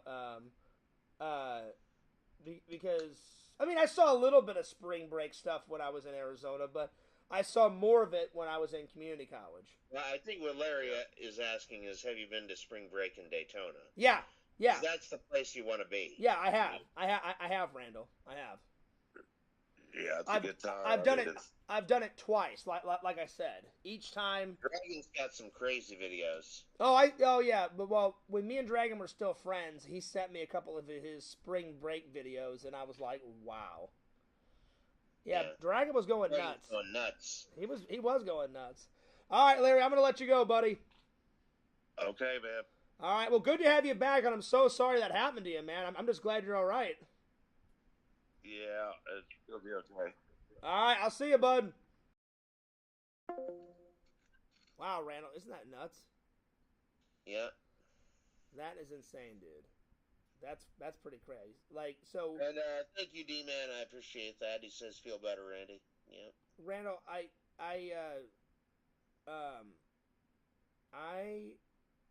cannot believe that happened. Like, that's insane. What Dragon did? Yeah, I mean, he No, I can't believe what happened to Larry. Oh, yeah. Larry goes all out for his content. I can't wait for the face reveal, you know? Like, you and I have seen Larry's. Yeah. Nobody else has seen Larry's. Yeah. He's never revealed himself on camera on his show? Never? Not once? I think so, and I hope he doesn't reveal it until us are all together. That would be cool. Yeah, because you know, like how Batman and Robin are the dynamic duo. I think we are the dynamic trio. You know? Oh yeah. Well, me and you, we're definitely the dynamic duo, Randall. But yeah, with Larry for sure. Yeah. D-Man says I'm like Batman. You're like Robin. That's true because I'm short, Randall. Yeah. Thank you for reminding me, buddy. That was funny, Randall. I did not imply that at all. Yeah, you did. Don't even go there, Randall. No, Robin is short, Randall. Plus Robin. No, I was implying Batman is the coolest. No, Randall, don't even go there. I know exactly what you're implying. First of all, Dick Grayson is a kid, for God's sakes. He's like, what, 15 or 16? Batman is like 32. Yeah. So now you're implying... I'm older than you, so... You know. Only by, like, what, 2 years, right? You're 42? 4 years. You're 40 right now, right? Yeah. I'm 44. Oh, I thought you were 42. My apologies, Randall. I'm sorry. No. Damn, Randall getting old.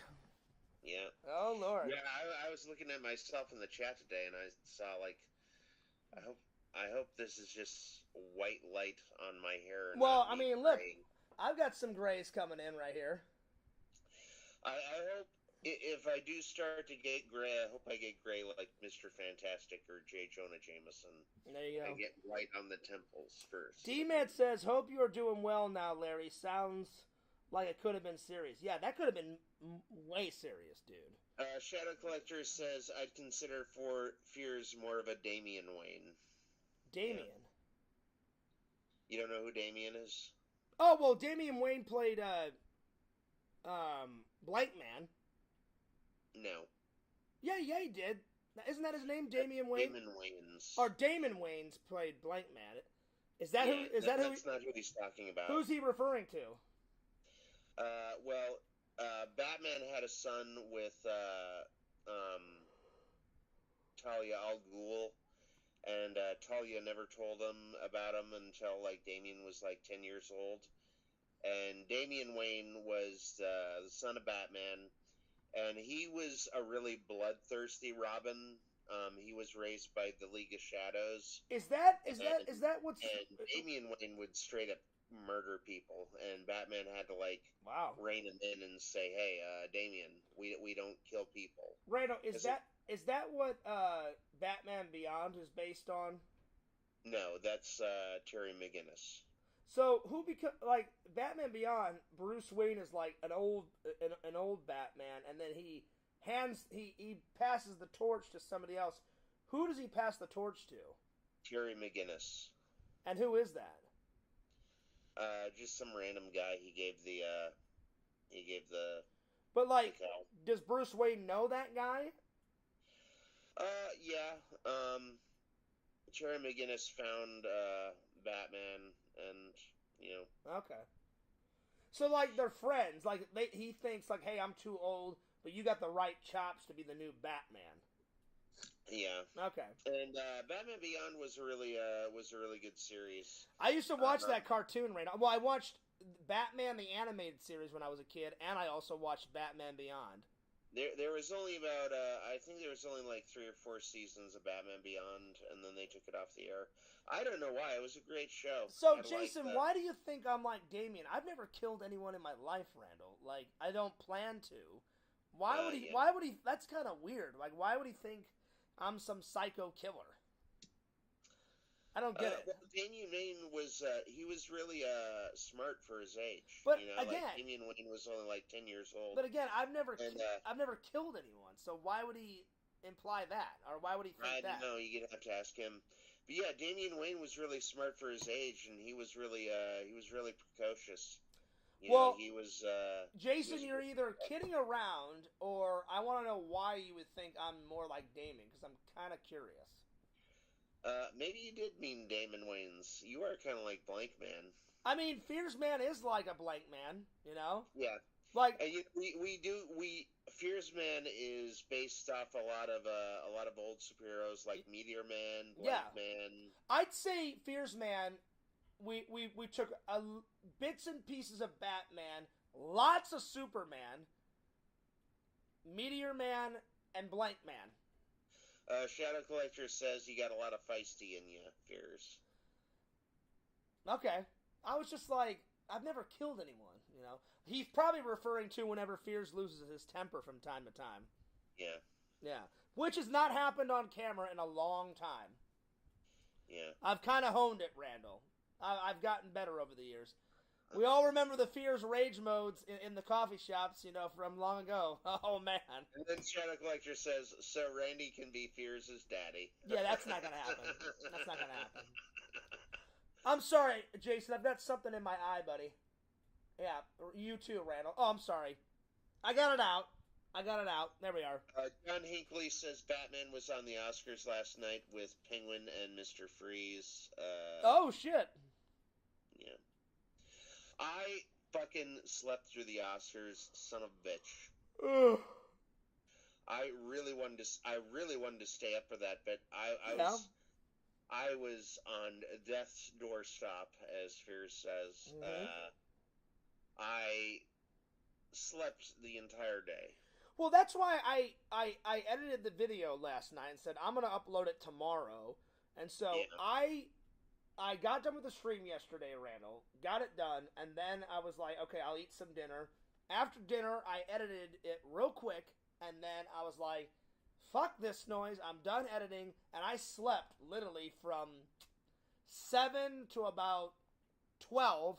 Woke up, got something to eat, and then I was out of there, you know. Because on Friday you told me, on Saturday you told me the Fears top 3 secrets to handling sickness. You said chicken noodle soup, cough syrup, and lots of rest. Yes. So I was doing the lots of rest thing. Good, buddy. Yo, Larry with a super chat. Thank you so much, Larry. He says, good luck tonight, Randy. Wake up, Fears. I appreciate that $1.99 donation, Larry. It's been a while since I had a super chat, so I hearted that. I appreciate that. Thank you. I'm trying to wake up here. I'm a little tired, you know, so, but I appreciate that.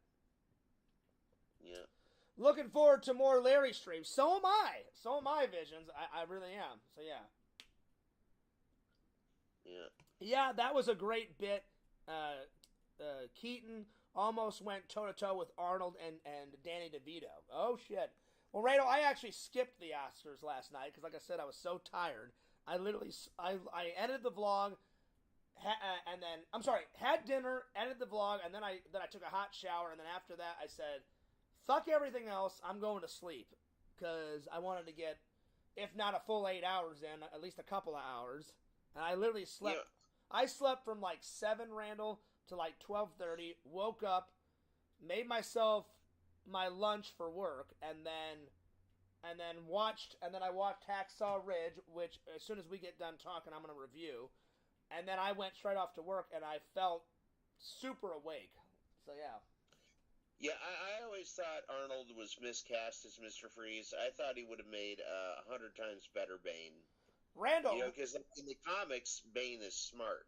You know. Yeah, Randall, read Tinder Immortal's next comment. This especially applies to you and her.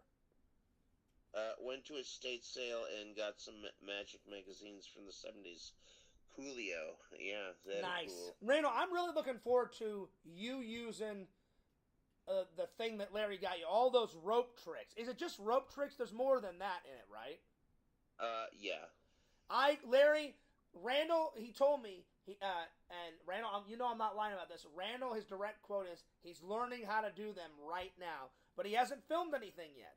So, Randall, yeah. I cannot wait until you use that stuff in videos, like for your channel, for your Patreon, for your live streams, whatever you're going to use it for, you know.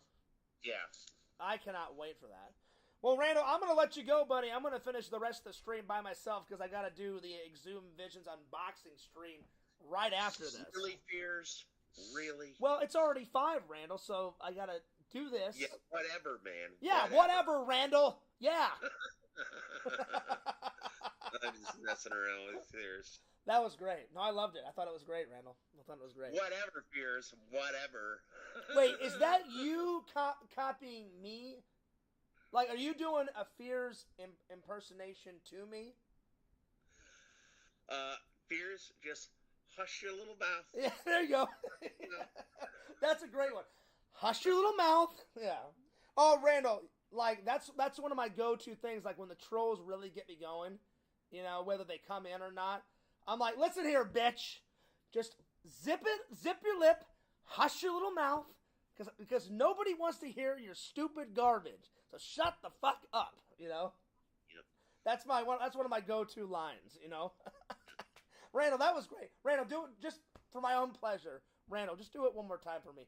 Hush your little mouth. Hush your little mouth, Fears. Hush it. I love it. Zip it up. Zip it up. Hush your little mouth. I love it. Quit being a little baby back bitch. Oh, yeah, there you go, Randall. I'm liking it. I'm loving it. I like it. All right. Well, D-Man says later, Randall, you doing an unboxing for on the formal D-Man, there's going to be a lot of D-Man in the next cartoon. Fears. Oh yeah. Fears has me doing some. It's gonna be D-Man. You're gonna be in there a lot. Randall, tell the fans and be honest. I'm not gonna tell the fans, but I'll just tell them he's in there a lot. No. You didn't let me finish. Be honest. Tell the fans. I honestly think the as long as it's took us to do Fears Man 5, it's gonna be worth the wait. Don't you think? Because you're putting these little gems in. It's gonna be totally disappointing. I'm sorry. No, come on, Randall. I'm saying I think it'll be worth the wait because every time me and you think we're done, you're like, Fears, do you mind if I throw another little gem in? And I'm like, yeah, go for it, Randall. What's the gem? Randall will tell me what the gem is, and then I'm like, oh, that's fucking brilliant, Randall. Throw that in there. There's a lot of Easter eggs, and I'm going to figure out some way to get Larry in there.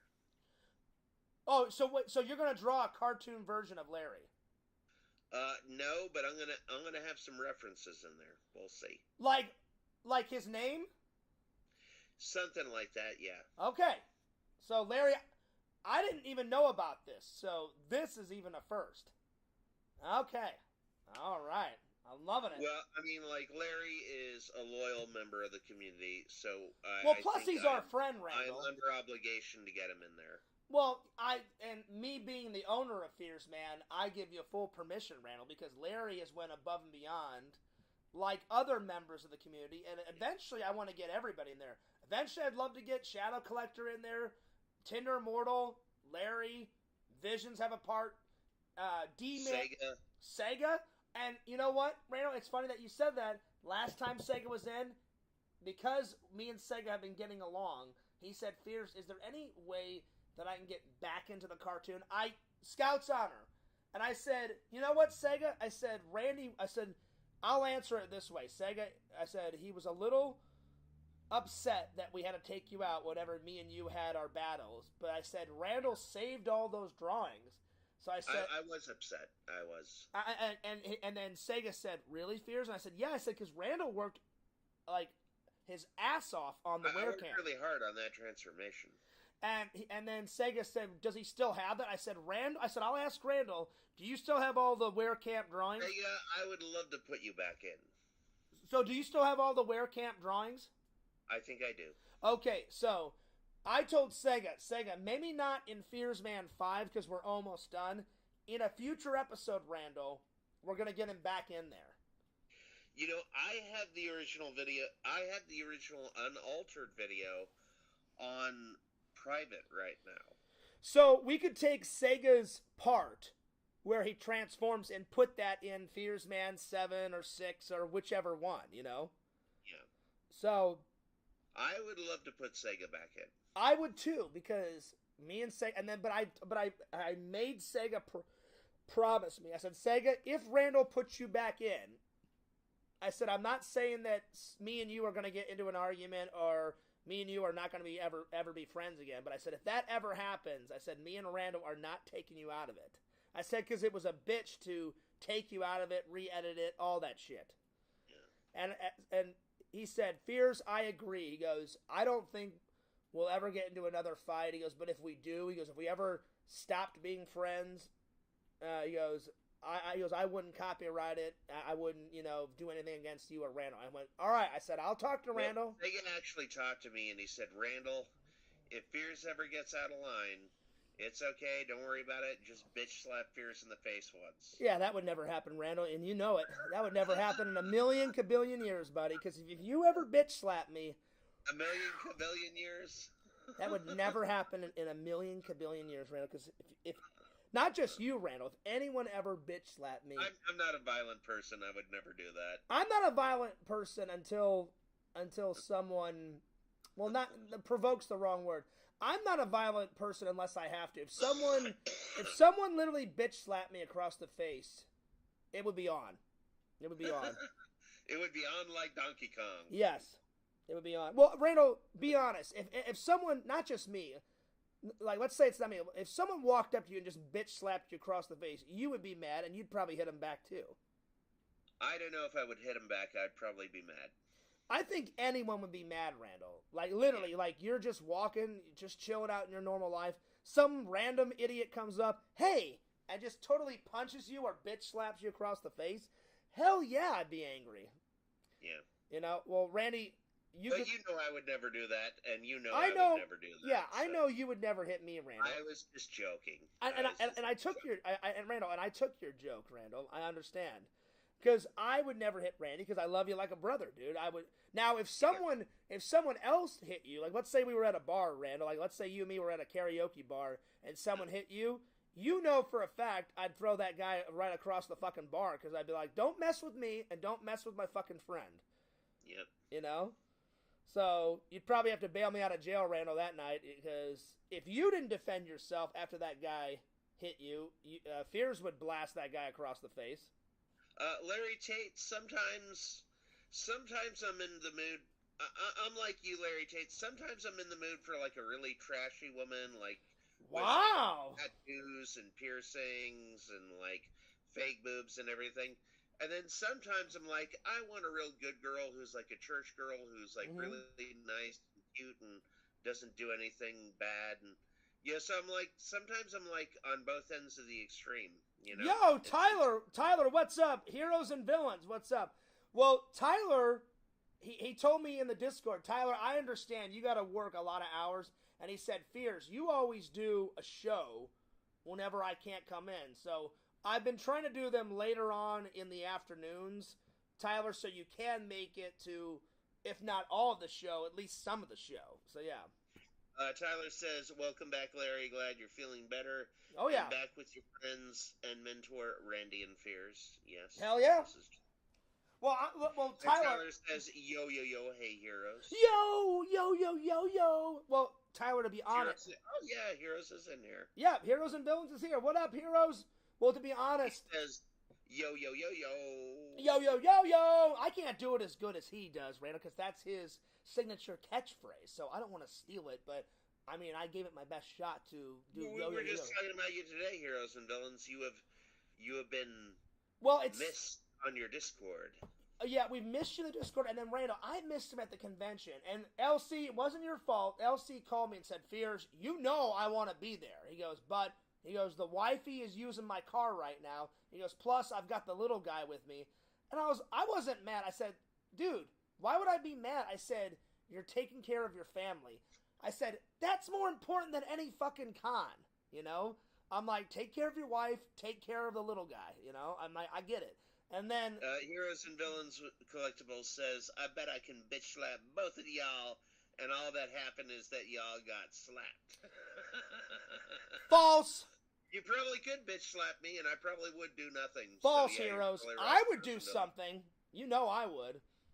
False. I would do something. I don't care. I am a pacifist. I probably would not do anything. I'm a Christian, but if anyone bitch slaps me across the face, it's fucking on. Like Donkey Kong.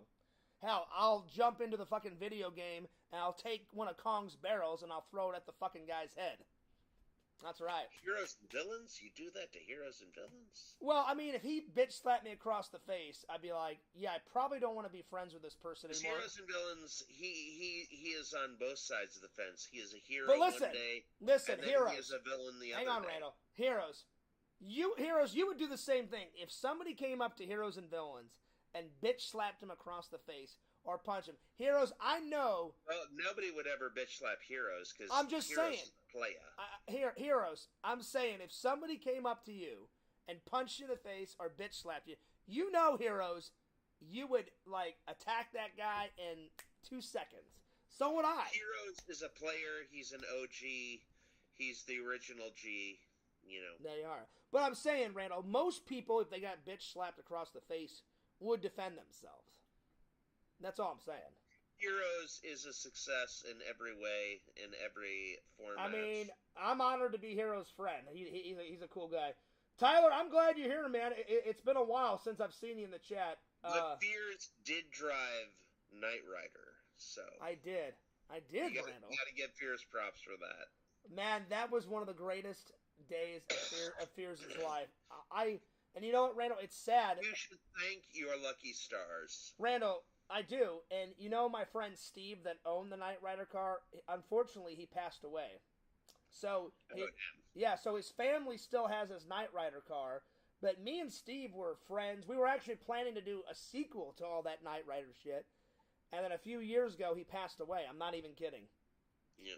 I hadn't... the first time I'm hearing of this. Well, it was kind of a sad thing, so... And it was never brought up, Randall, but since you brought up the Knight Rider thing, I thought, oh, well, I'll just tell you. It's 100% true. I tried to call Steve. I'm still on his Facebook, but I don't know if his wife or his mom or whoever still runs it, but I hadn't heard from him in a long time, and then someone wrote me, I don't know who, one member of his family, and said, oh, I'm sorry, Fears, Steve's no longer with us. And I went, oh, really? What happened? And they told me what happened. I just can't remember how he passed away, Randall, so excuse me. But I said, oh, well, what happened to all of his, nerdy stuff in his cars, if you don't mind me asking? They said, we still own it. And they said in his will, he wanted to give his Knight Rider car to his son whenever his son is of age to drive. Because his son wasn't of age to drive. So he said, we just store them in a garage, and because Steve had more than one movie car. He had the Knight Rider car, he had the Smokey and the Bandit car, Randall, and then he was planning to get, the Snowman's, Smokey and the Bandit. He was planning to get the Snowman's big rig, with the Bandit logo on the fucking truck, like a full rig. Randall, you know what I'm talking about? No, I didn't like Smokey and the Bandit. But you know which truck I'm talking about, right? Possibly, maybe. So the Bandit has the black Trans Am, and then his partner, his best buddy, the Snowman, has the big rig with the Bandit logo on the side of his truck. So what does the Bandit logo look like? It was a guy with two guns with a black bandana on, and they were on. There was two bandits on horses, and they were holding up a stagecoach or something like that, or a wagon. Was Smokey and the Bandit the one with Dom DeLuise, and he was like a captain? No, Randall. It was with Burt Reynolds. Burt Reynolds, right? Yeah, Burt Reynolds. Burt Reynolds and Sally Dom Field. DeLuise. Sally Field. Huh. You've never seen Smoking the Bandit? Randall. I don't like a lot of movies from the 70s. Randall, it doesn't matter if it's 70s or 80s. It's a classic. I can't believe you've never seen that. Wow. And there's like a cop in it, right? And the cop is like after Smoking the Bandit. Yeah, Buford T. Justice and what's his name? The comedy legend played him. What's his? But Dom DeLuise is nowhere in there. No. I must be thinking of something else. No, it's Sally Fields. She plays Frog, this like hot, sexy girl, and her CB handle is. Yeah, Sally Fields back in the day. She used to be hot. She used to be really back hot. in the day when she was young, man. Oh my God, she was smoking on. No wonder Burt Reynolds wanted her as like the sidekick, like in the car. She was fucking smoking hot back then, you know. Yeah. I mean, even as an old lady, I mean, she doesn't look bad as an old lady, Randall, but she was. Yeah, in the fog, Jamie Lee Curtis looks smoking hot. Oh God, too. does she? Oh my Lord, Jamie Lee Curtis. And then in Training, You said that was her first film, right? no, her first film. no, or? her first film was Halloween. That was okay. yeah. But Randall, you get to see Jamie Lee Curtis's boobies in Trading Places. Have you ever seen her boobies in that movie? Oh yeah, I've seen Trading Places multiple times. I mean, she had a nice rack. I guarantee you her rack is sagging now. But back in the day, she had a nice rack. But no, I can't believe you've never seen Smoking the Bandit, Randall. Like, it is a classic. I think I have. I just think I'm confusing it with a different movie. You're definitely confusing it. It's got. You know what I'm thinking of? I'm thinking of Cannonball Run. He was in Cannonball too. He was in Cannonball. And the Dom guy that you're thinking of, he was in Cannonball, and then the Dom guy, he was in Smokey and the Bandit 2. He wasn't in the first one. He was in the second one. So yeah.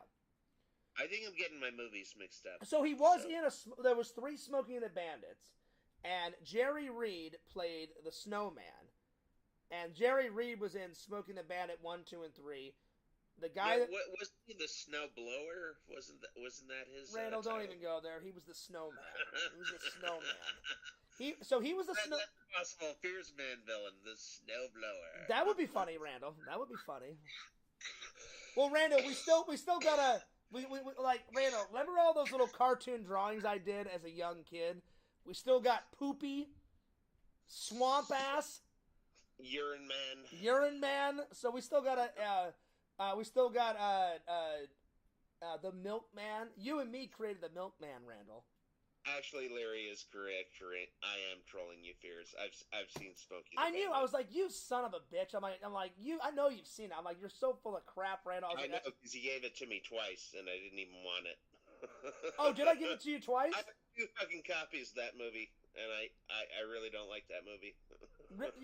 Why don't? So tell me. So before you go, Randall, why do you not like it? It just doesn't grab me. And again, I just really don't like 70s movies, you know, like... Randy, that is crap. That is garbage. Me, as your best friend, you must like it. It's a classic. It's a classic. Yeah. It's okay. It's not just... It's a little bit Randall, overrated. It is like brilliant. That, Paul Williams is in it. It is brilliant, Randall. Brilliant. Brilliant. Yeah, Paul Williams is... He doesn't get a lot of credit. I'm telling you, Randall, Jerry Reed as the Snowman, It's Jackie Gleason, I think, is Buford T. Justice. Jeez, I couldn't get that out. So, yeah. I love it. Now, the third one sucks. Smoking the Bandit is a Cheech and Chong movie. No, that's Smoking the Bandit is a Cheech and Chong movie. Randall, the third Smoking the Bandit is horrible. But the first two, the second one's all right, but the first one's brilliant. Yeah. But anyway, I knew you were full of crap because in my mind, I'm like, Zoom Vision says poop talk, and it gives me a check mark. There we go. Listen, I wasn't trying to do the poop talk, but I was just telling everybody about the villains that that we've created. I created. See, a lot of people don't know how Fears created the villains. I figured out. So basically, whatever made Fears' teacher most uncomfortable is the characters he would create. It's Fears. We don't like Poop Man. He's Poop Man. Well, hang on. Man, it was a Randall. It was a common Randall. It was a Randall. It was a combination of this two. I wanted to make because I didn't really like that teacher. I thought she was a bitch. A bitch-o-matic 9000. A bitch-o-matic 9000. So it was one, I wanted to make her feel uncomfortable.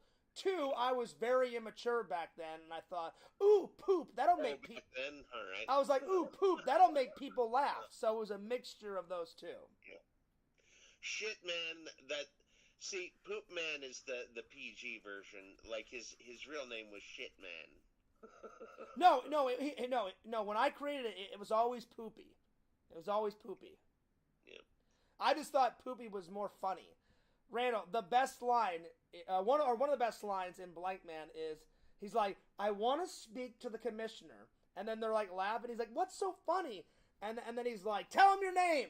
How about your name? Tell him your name. He's like, all right, I don't have a name yet, but I'm leaning towards Brother Man. And then they all start laughing, and then that white guy, the guy in the background, Randall, the white bald-headed guy goes, hey, I got a name for you. How about Shithead Man? And he goes, I want to speak to the commissioner. And then he goes, oh, Commissioner, Shithead Man's here to see you. Yeah, I love it, Randall. That was so funny. So we need to take that scene and put it into Fears Man. Oh, Commissioner, Fears Man's here to see you. That's right. That's right, Randall. You know what? You know what's funny? What, Randall? What? It's like in all those like Batman films, like. You remember Batman versus Superman when the very opening scene where Batman there's a funeral for Bruce and Martha Wayne. Yeah. In Batman versus Superman, Batman kills like tons of thugs. Yeah. I always wondered what it would be like if went to one of those guys' funerals because I don't know. Yeah, that's nuts. Batman killed a lot of people. It was the first Batman where Batman just killed tons of people. Well, I mean, Batman's darker. Batman's always killed people. Now, Superman, he has killed a few people, but Batman's killed a lot of people. I mean, a lot. Yeah, a lot of people say he doesn't. He's killed everybody in almost every movie that he's been in, except the 1941 ones and and Batman and Robin. Does he ever kill anyone in the 60s television show? He didn't kill anybody in the 60s television show, but in the 69 movie, there's a part where Penguin, rehydrates his henchmen. Oh, yeah. He uses hard water instead of soft water. That's right. And then when Batman hits them, they fucking disintegrate into another dimension. Yeah, and so that would be killing someone, Yeah, that's killing someone right there. So in the 69 movie, right there, there you go.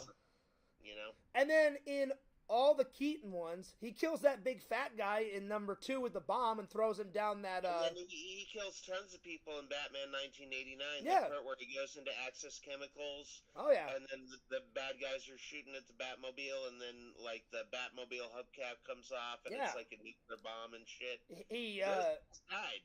All those guys died. He killed the Joker, because he shot that little boomerang. And a lot of people say, "Oh, well, that doesn't count because he was just trying to trap the Joker. He didn't mean to kill him." I mean, listen. No, that's complete bullshit.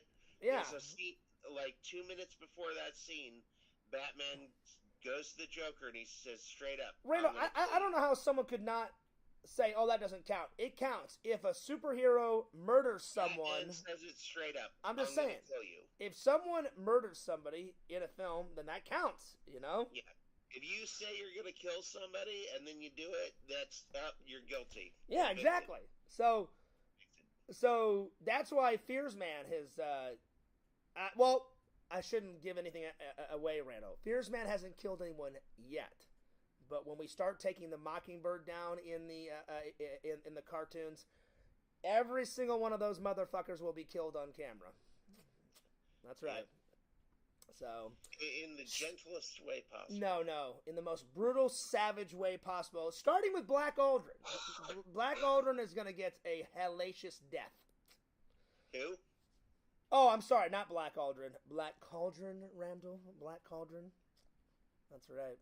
All right, Randall. Well, God, it's been a hell of a stream, buddy. I'm going to get back to the topics, but thanks for talking about that one topic. And I knew you wanted to talk about your topic of like the life coach and all that. So I'm glad we got it all in. Yep. So, yeah. Oh, Randall, yeah, we did kill evil Dr. Phil. That's right. I forgot about that. Because remember, he shot a laser at him? Yep. Yeah, we killed... So far, we've killed one person. And you know what, Tyler? Tyler, it was Randall's idea to have an evil Dr. Phil in that. Oh, hell no. I'm getting the hell out of Dodge, y'all. Randall, I remember when you came to me with that idea. You're like, Fierce, he's like, can we just do something out of left field? And I was like, well, what do you got in mind, Randall? He goes, how about... I love Dr. Phil. And then he goes... So do I, Randall. I love his show, and he said, I remember you looked at me and said, what about an evil Dr. Phil? And I was like, where? And he goes, how about, like, he's the leader of, like, all those henchmen and stuff that you kill. And I was like, all right. I was on a super Dr. Phil kick at the time. Yeah. I was watching this show. I would watch, like, maybe 4 or 5 episodes back to back. Yeah. And you know what? I was like, you know what, Randall? I'm like, that sounds hilarious. I'm like, yeah, let's do an evil Dr. Phil. Well, I'm going to let you go, buddy, and get back to the show. No. I'm going to let you go. All right. Well, Randall, try to get some more work done on the cartoon. We got... All right, I'm going to go fart. Okay. Randall, how many scenes left? 2 scenes left. You got to edit, right? I'm on the third to last scene. Third to the last scene. So, But if anyone asks you in your Discord, do not tell them about the special scene with D-Man and all the little Easter eggs and the little gems, and do not tell them all about the Illuminati scenes we got planned. Randall, the New World Order and all that. Yeah, and don't fuck with me, Randall. Don't fuck with me. Yep. You son of a bitch. Letting all this stuff out, Randall. No, I'm just joking, buddy. But do not tell them about it. Don't tell them about the Timmy cameo. Because Timmy and D-Man always get a cameo. Timmy has been in every single one of them. Every single time. So we can't break tradition. So Timmy, wherever you are, you're getting another cameo in there. I'm going to fart it up, man. Fart it up. Randy, what's your best, before you go, what's your best Timmy cameo in any of the Fears Man episodes? Which one? I really like the elevator one. Yeah, that one was good. The elevator scene came from this, like, Fierce and I were talking about, like, he was like, you gotta have a scene in an elevator. And I'm like, why an elevator? Because I'm always like, you know, it's always weird in elevators. You're, like, awkward. And, you know, like, I told you, Fierce has to get up to his apartment. And Randall was like, why? I said, because whenever Fears Man transforms into Fears Man for the first time, I said, Randall, I want him to grab the costume, dive out of the window, fly down, he hits the cement, breaks the cement, and then goes into the healthy pizza shop, and as he goes through the spinning door, like in Superman, he transforms into Fears Man. And Randall's like, well, I'll make him have an apartment, Fears. And then he goes, Fears, we'll put Timmy in there. And then that's how, and then you said, I'm going to make Timmy, like, stare at you, and then you stare back at Timmy, and it's going to be awkward. And I thought the scene came out great. Yeah. Because, like, each floor, you have a different facial expression. Yeah. I did like, that my eyebrow goes up, and then I'm looking off to the left, and I'm looking off to the right, and all that kind of shit. You know? Yeah. And then with that cheesy, hilarious, like, elevator music. Then I love when it was that theme from a summer place. And then when I walk out of the elevator, if you guys notice, Randall put by Fears' apartment the Vigo the Carpathian painting, and as Fears Man goes into his apartment, the painting moves and smiles or something. You can see the painting blink. Yeah. Oh, doesn't he smile too? I think he smiles. Yeah, so. Yeah, he smiles and he blinks or whatever. So yeah. Yeah. So Fears said he likes Ghostbusters, so I put that in. Yeah. But I actually like Ghostbusters 2 better than I like Ghostbusters 1. Oh, Ghostbusters 1 is way better than 2, Randall. Like, by far. By far. You know? And, I was like, and then when Timmy was a surprise in the first one. You just put Timmy in there. And I was like, oh, why Timmy? And you're like, well, why not Fears? He goes, we want to get everybody in the community at least once in all the cartoons. I said, yeah. I said, we got a while to go. I said, there's a lot of people in the community that I want to get in there.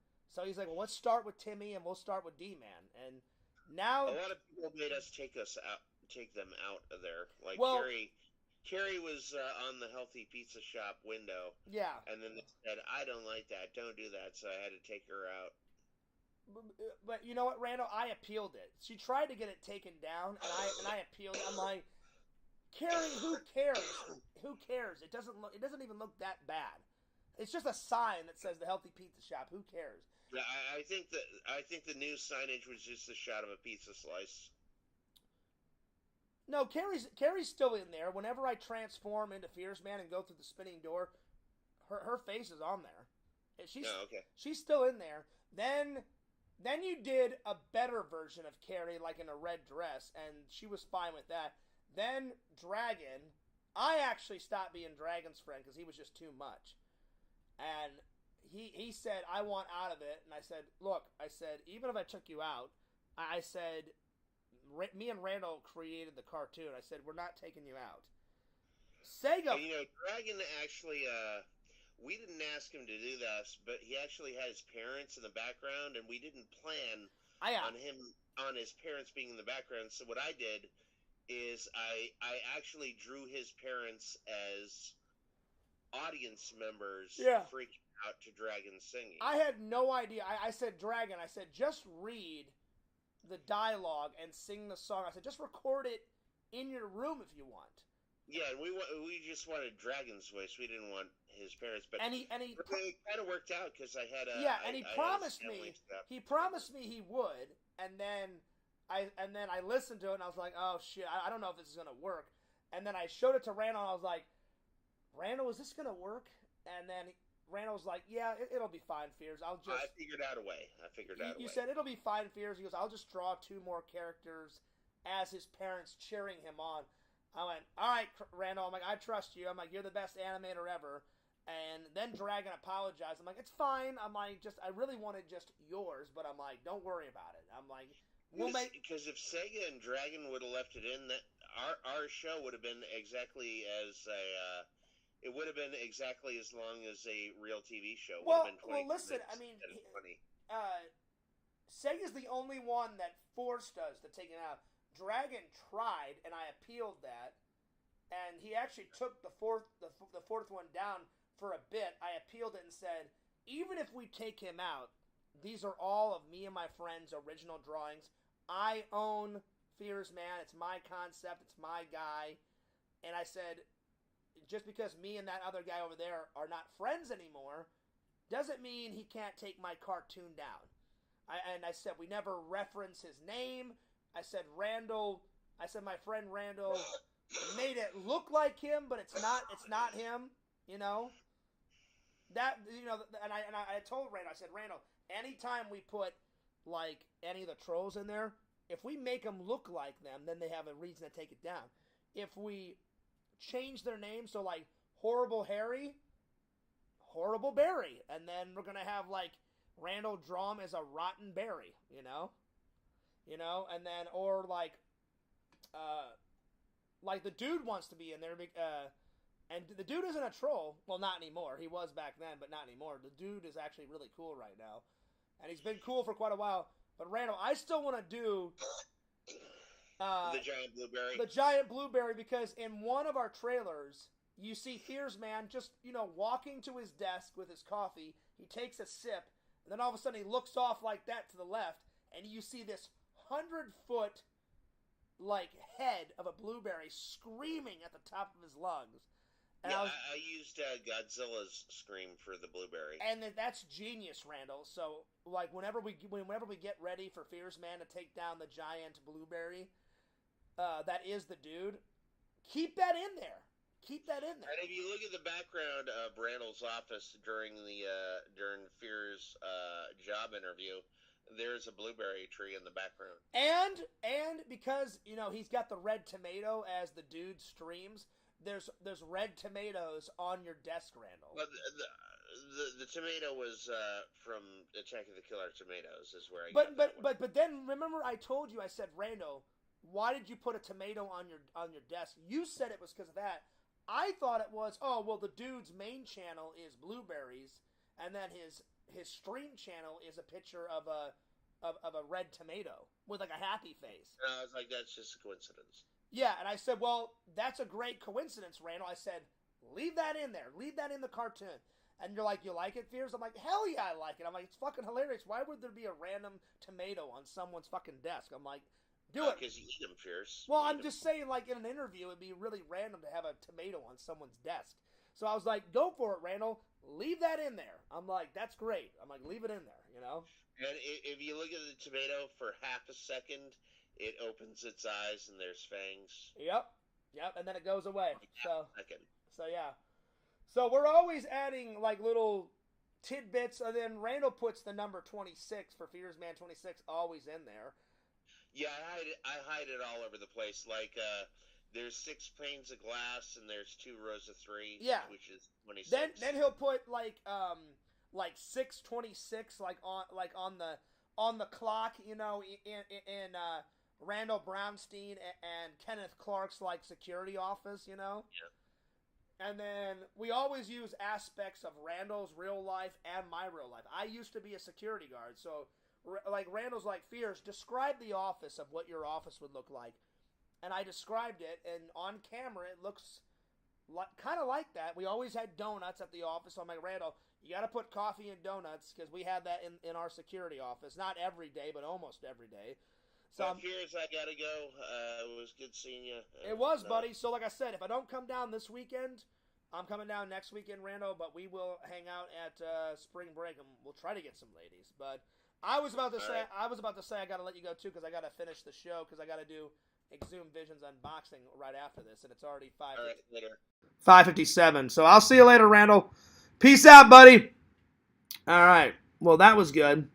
Randall, I will call you right after the show, my friends. Well, that was a nice hangout with Randall, as always.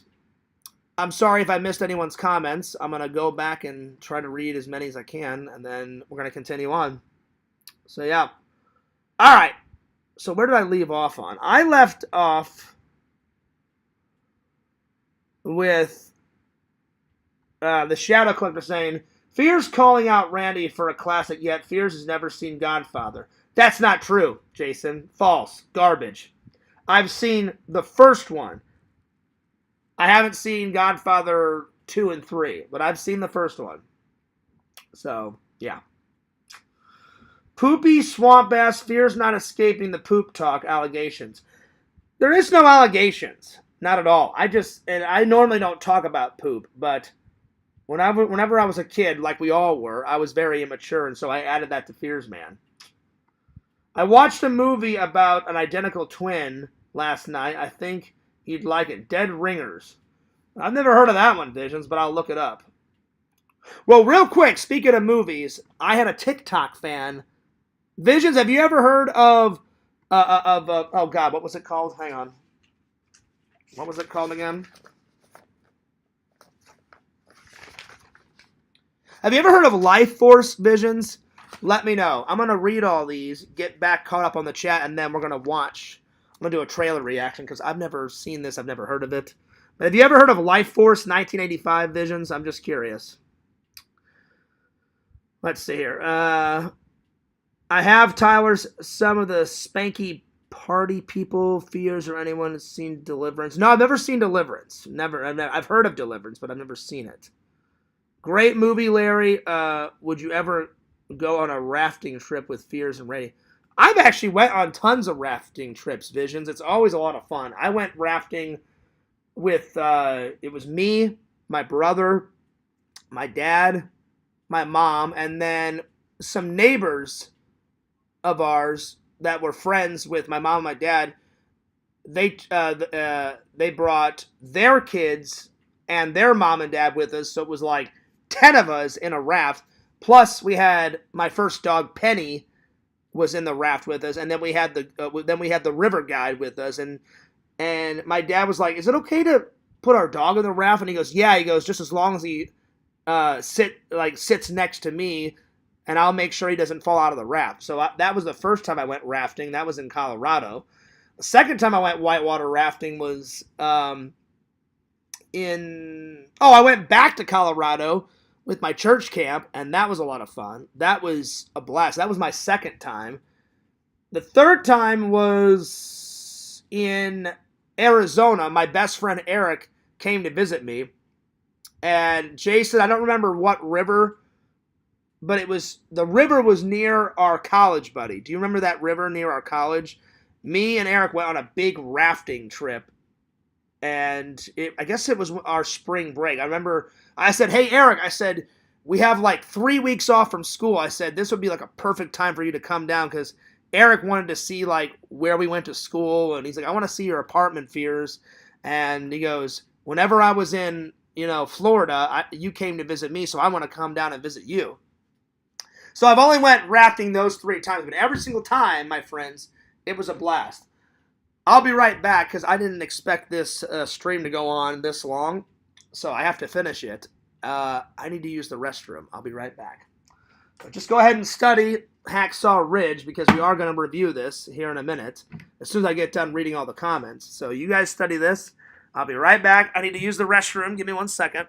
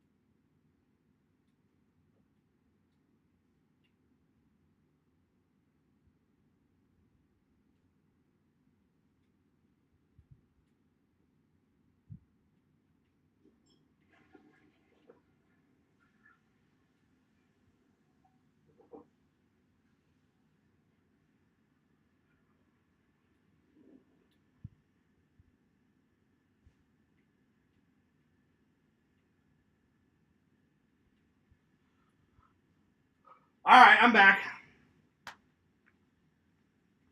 Oh, all right, let's continue on. All right. Let's see, where did I leave off on? Sorry about that. All right.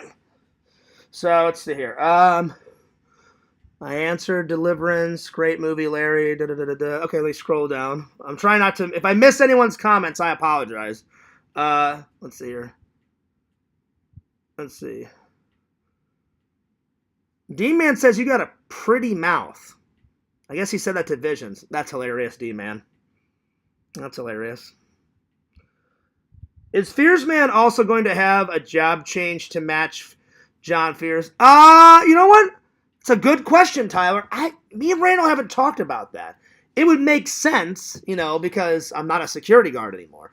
But I like him being a security guard because superheroes, their alter egos, always have to have a job where they can duck away real quick and save someone.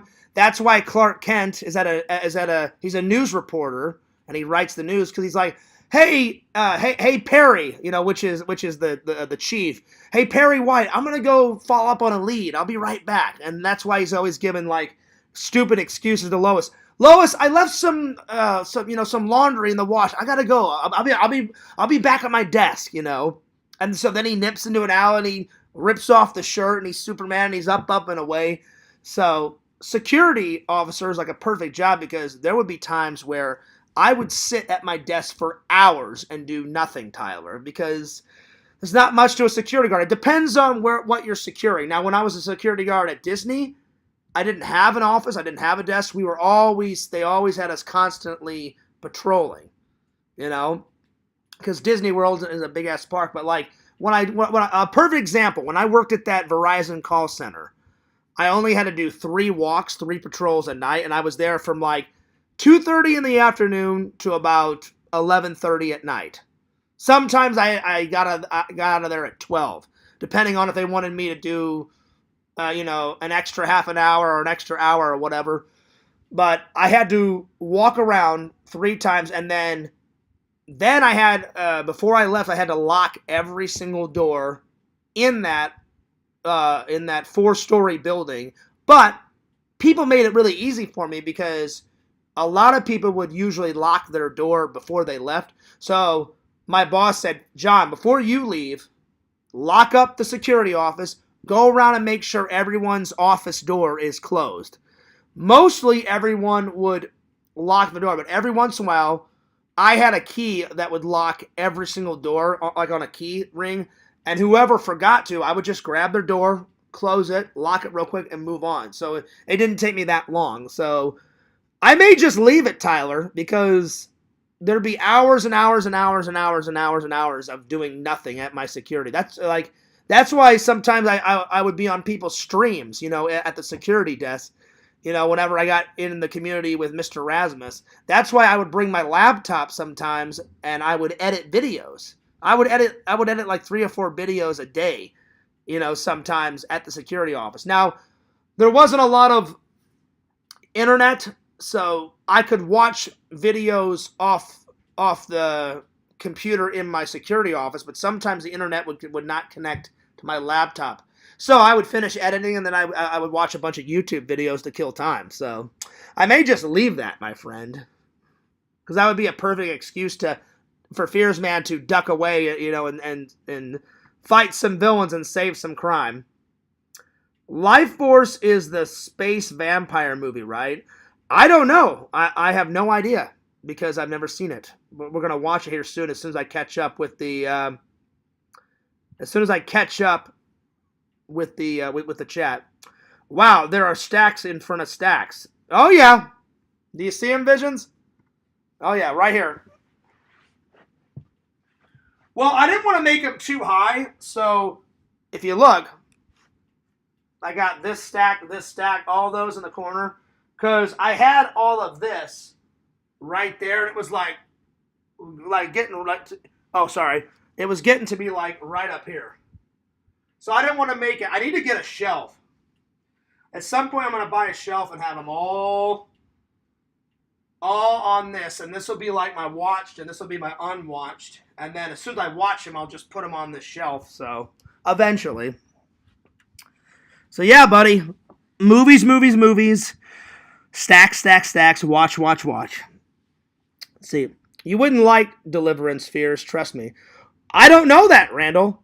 I do not know that because I haven't seen it yet. So I'd want to watch it, and then I would make the determination, because a lot of people in the community do that, and I fucking hate it when people do that.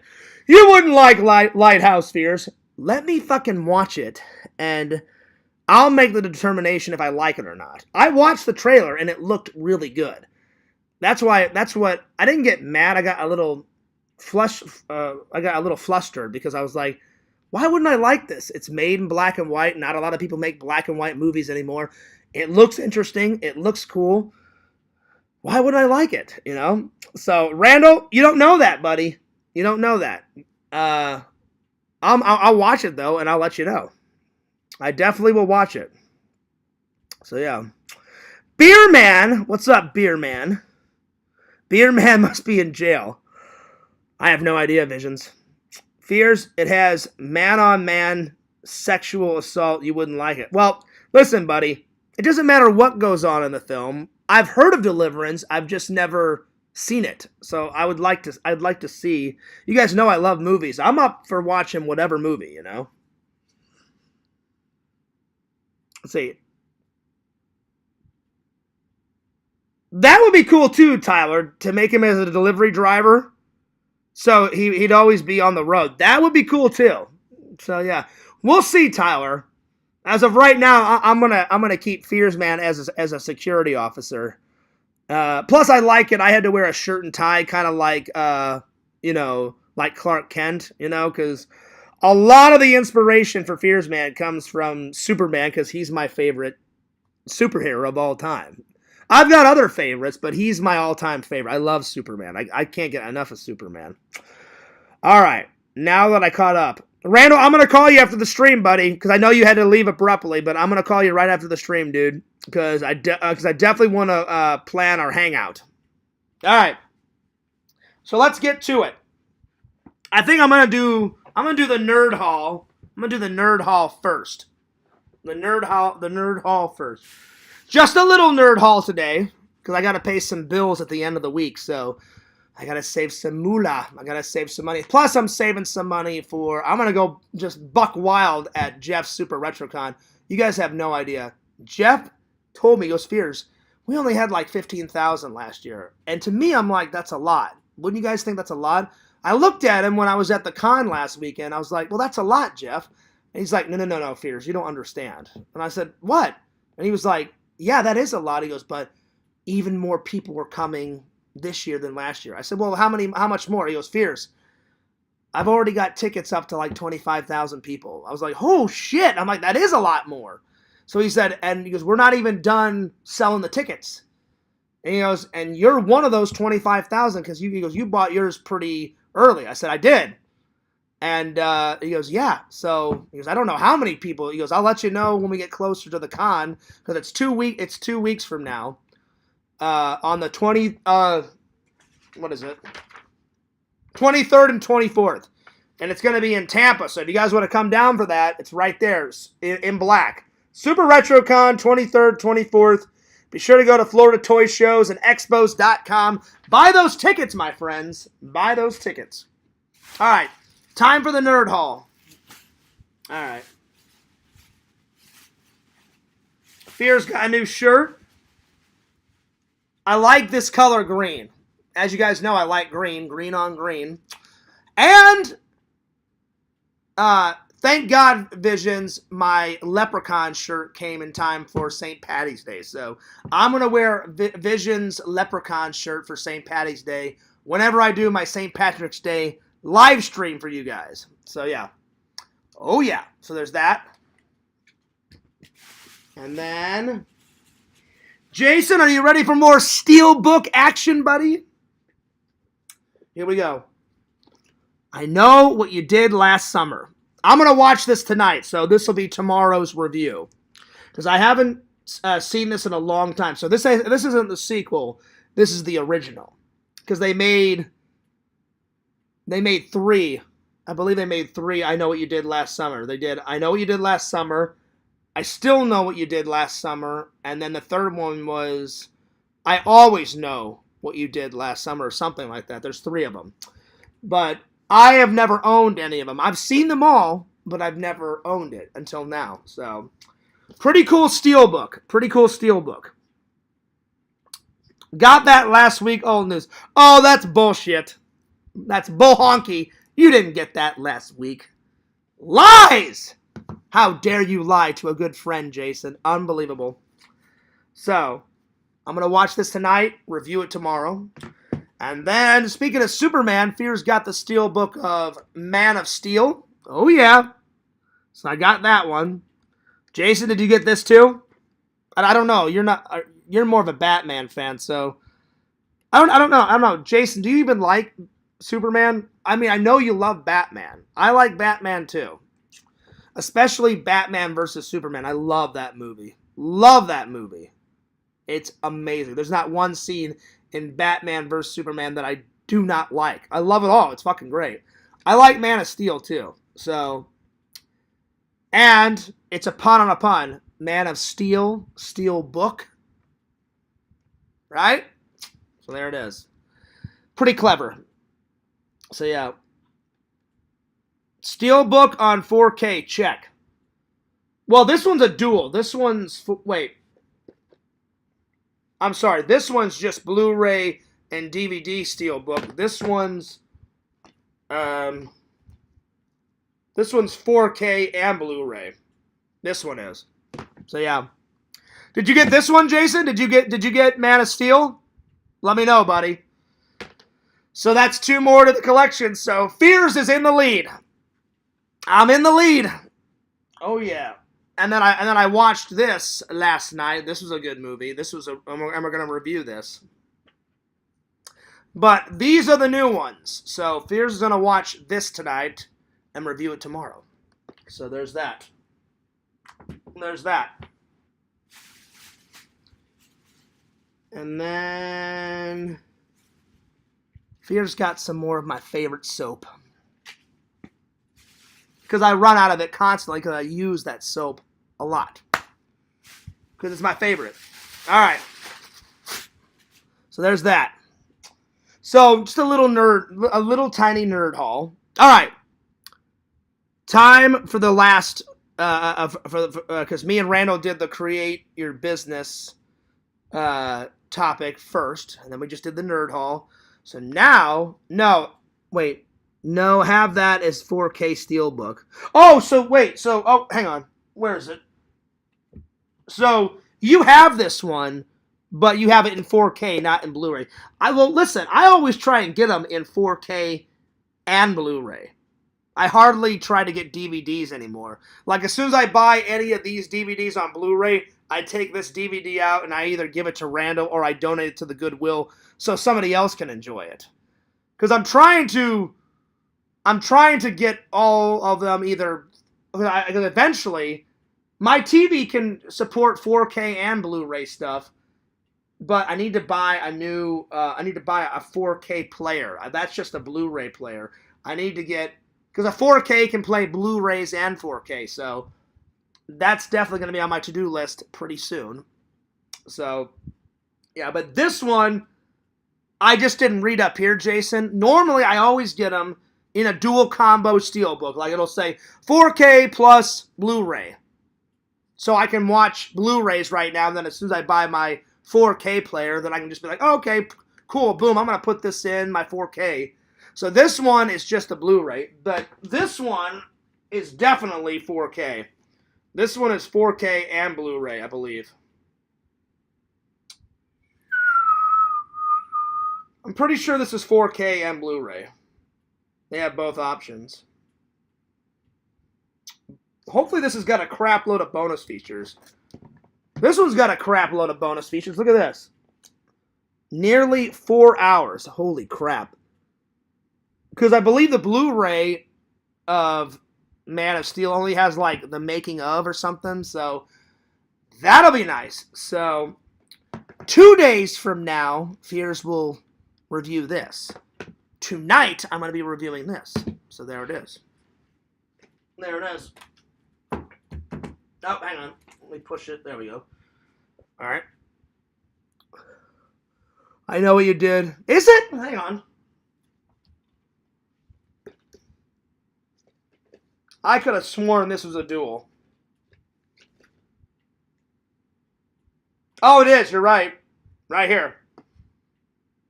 Only Blu-ray. Got it. Oh, well. Well, like I said, I usually try and get them as a dual. 4K and Blu-ray. That's okay. That's all right. All right. Well, last but certainly not least, my friends. Haacksaw Ridge.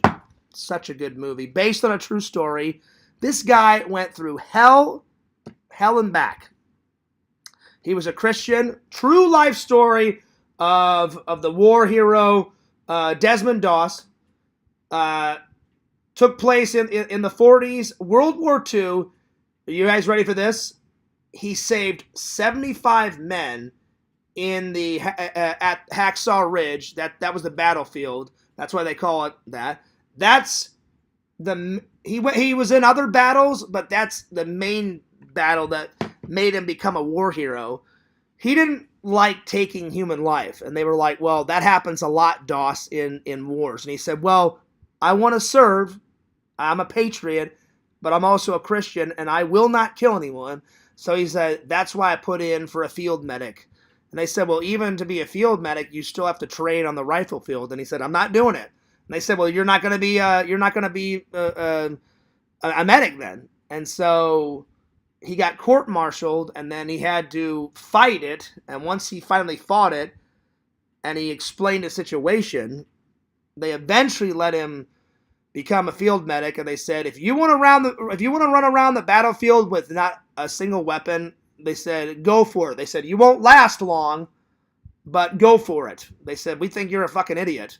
And he changed everybody's minds. Not only did he last through many wars without a weapon, he ran around and just like saved people, dragged people back to, he dragged people from the front of the line to where it was safe, saved all their lives, and then a bunch of people that like picked on him and bullied him, and like there's scenes where he got the crap kicked out of him because all the soldiers thought he was a fucking coward. He gained respect from everybody on the platoon, and some of those people, or most of those people, from what the movie portrayed, came up and said, man, have I ever been wrong about a person? Can you ever forgive me? I'm so sorry that we like bullied you and kicked the crap out of you. Like, dude, you're a hero. Like, we understand why you cherish life.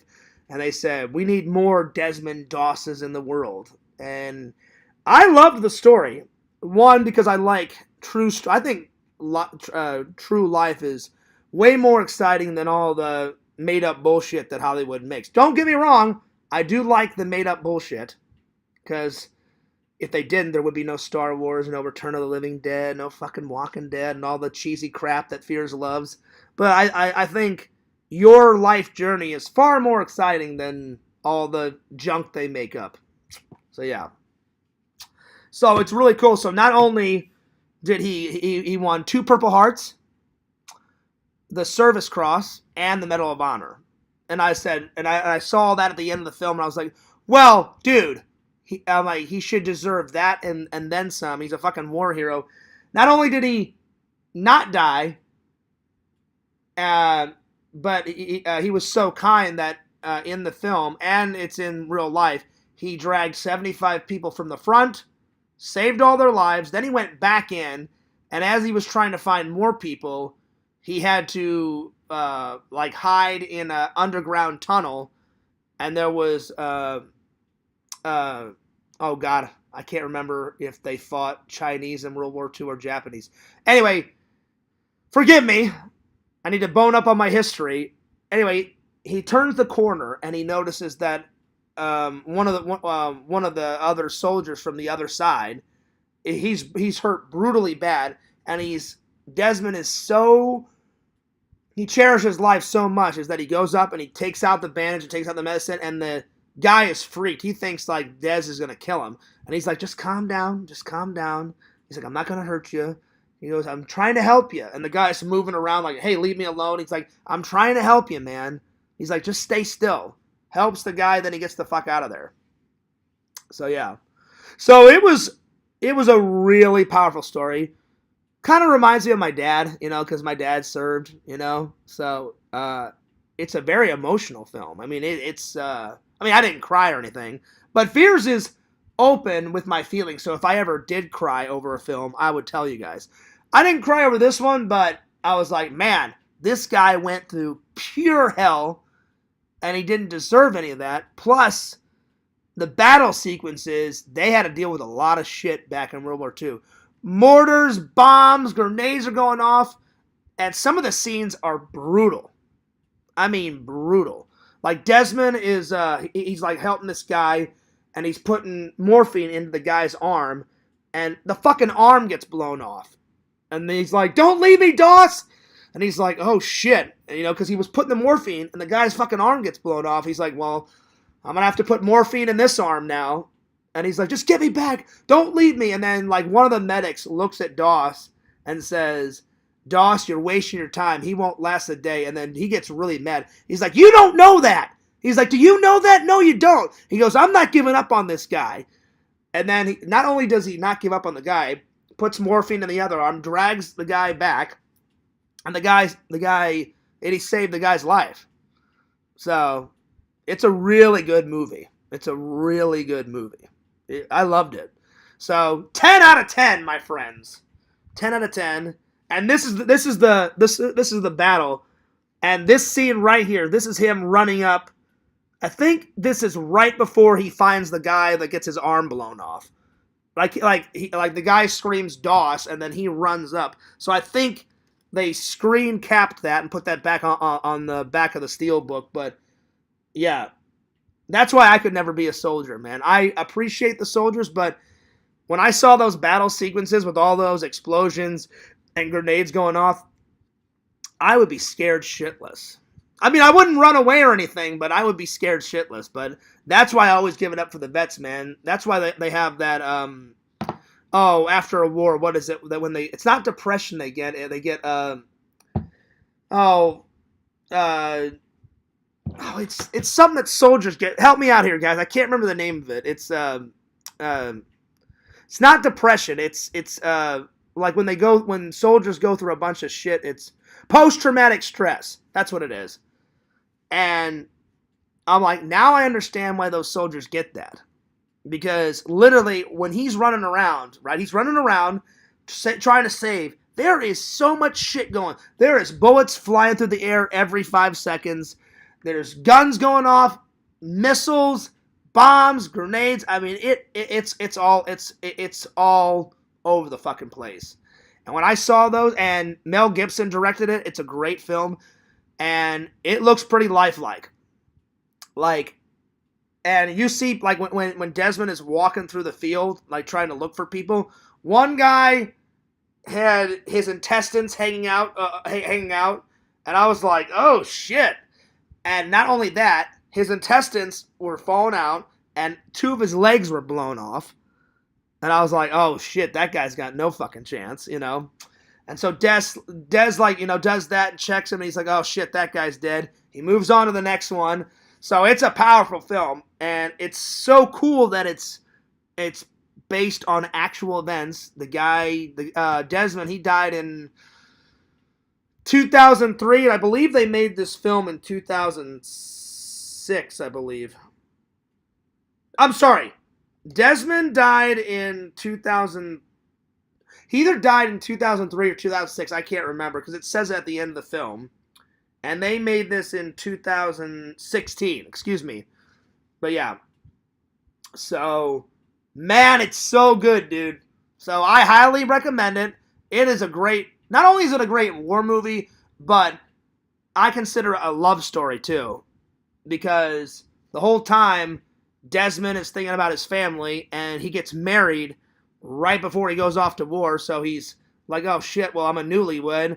I gotta come home to my wife, and he fucking loves the shit out of his wife, and he's like, well, I want to, and sometimes in the film you hear him say stuff, it's his own conscience saying it, but you hear what he's thinking, and he's always reading his Bible, and he's like, well, he doesn't say it, but basically a Fears version of it, he says, I'm not gonna puss out, I'm gonna save these guys, I'm going to do my duty, but I also got to get the fuck back to my lady and my family because I love my mom and my dad, and I just married this chick, and I don't want her to be a widow, and I fucking love my wife, and so he's battling a lot of shit, and so far, this is probably the best movie I've seen the entire year.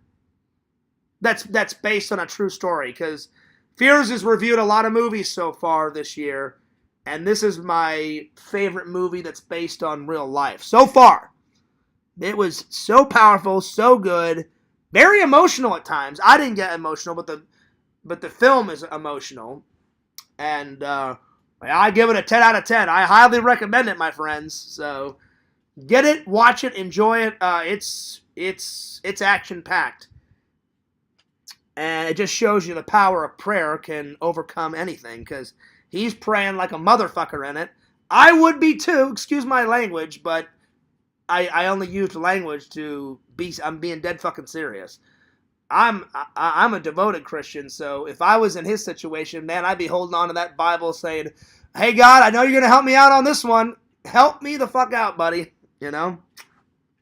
But but the guy's got so much love in his heart, and he's like, I don't want to kill anyone. You know, like I just want to help people. You know, so I have so much damn respect for that guy. It sucks that he passed away, but even though he's dead, I still have a shitload of respect for him. So, Doss, if you can hear this, I'm going to give it a big thumbs up on your life. Thanks for your service, and your movie kicked ass. So, yeah. Oh, yeah. So, pretty good movie. 10 out of 10. Perfect 10 out of 10, my friends. All right. Well, to end the stream, I'm going to read the last few comments, and then I got to get out of here because I'm going to probably eat a little dinner and then do the Exhumed Visions unboxing. I don't know. We'll see. I may take a shower and then do it, but give me like 10, 15 minutes. I'm going to take a shower, change my shirt, do a quick Exhumed Visions unboxing because I got a big box. So I am curious to see because Randall was like, hey, Fears, what do you think Visions put in? I'm like, I don't know, Randall. We'll find out. I'm like, he's always throwing those extra gems in, so we shall see, my friend. All right, let's see here. Where did I leave off? Got that one last week. 4K Steelbooks. They're just Blu-rays. Keep your movie people still collect VHS and oh yeah, I know.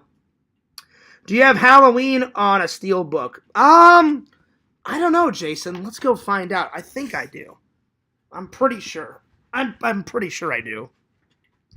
But let's go find out, shall we? Forgive my bedroom. I'm still. I had all my laundry washed, and then because of work and stuff, I got more laundry now. So let me just turn on the light. Let's find out. Let's find out, shall we? Okay. So here's all my Steelbooks up here, right up here.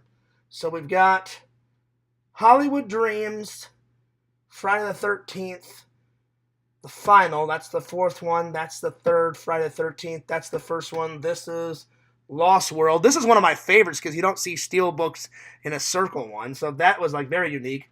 Street Fighter, The Hulk, Dark Knight Rises, The Thing, Hollow Man, Saw Collection, Planes, Trains, and Automobiles. That's the Creep Show. Then I have the other Creep Show, Blues. I almost said Blue Steel. Fucking hilarious. Steelbook. So let's go down here. I could have sworn I had it. I'm pretty damn sure I think I did. All the Halloweens are right here. I've got that. Then I've got Halloween. Let's see. Then I've got. Hang on. I'm going to have to take some of these out here to grab them. I think it's right here, Jason. Oh no, this ain't a Steelbook. This is the collector's edition. So it's a Blu-ray 4K. This is the collector's like 40th anniversary one. So I don't think I've got that in a Steelbook yet. Let me go down here. I thought I did. Let's see here. Then I've got a Steelbook in Good Burgers down here. Steelbook in Ghostbusters. Steelbook in the Blues Brothers. I've got the Mandalorian seasons 1 and 2. I've got a Steelbook in Zombieland. Then I've got a Steelbook with all the Die Hards. No, I don't, buddy. I need to. I need to get a Steelbook on that. So I thought I did. So I only have the Halloween 40th anniversary one, Halloween Kills, Halloween Ends. Then I've got all the other Halloweens right here.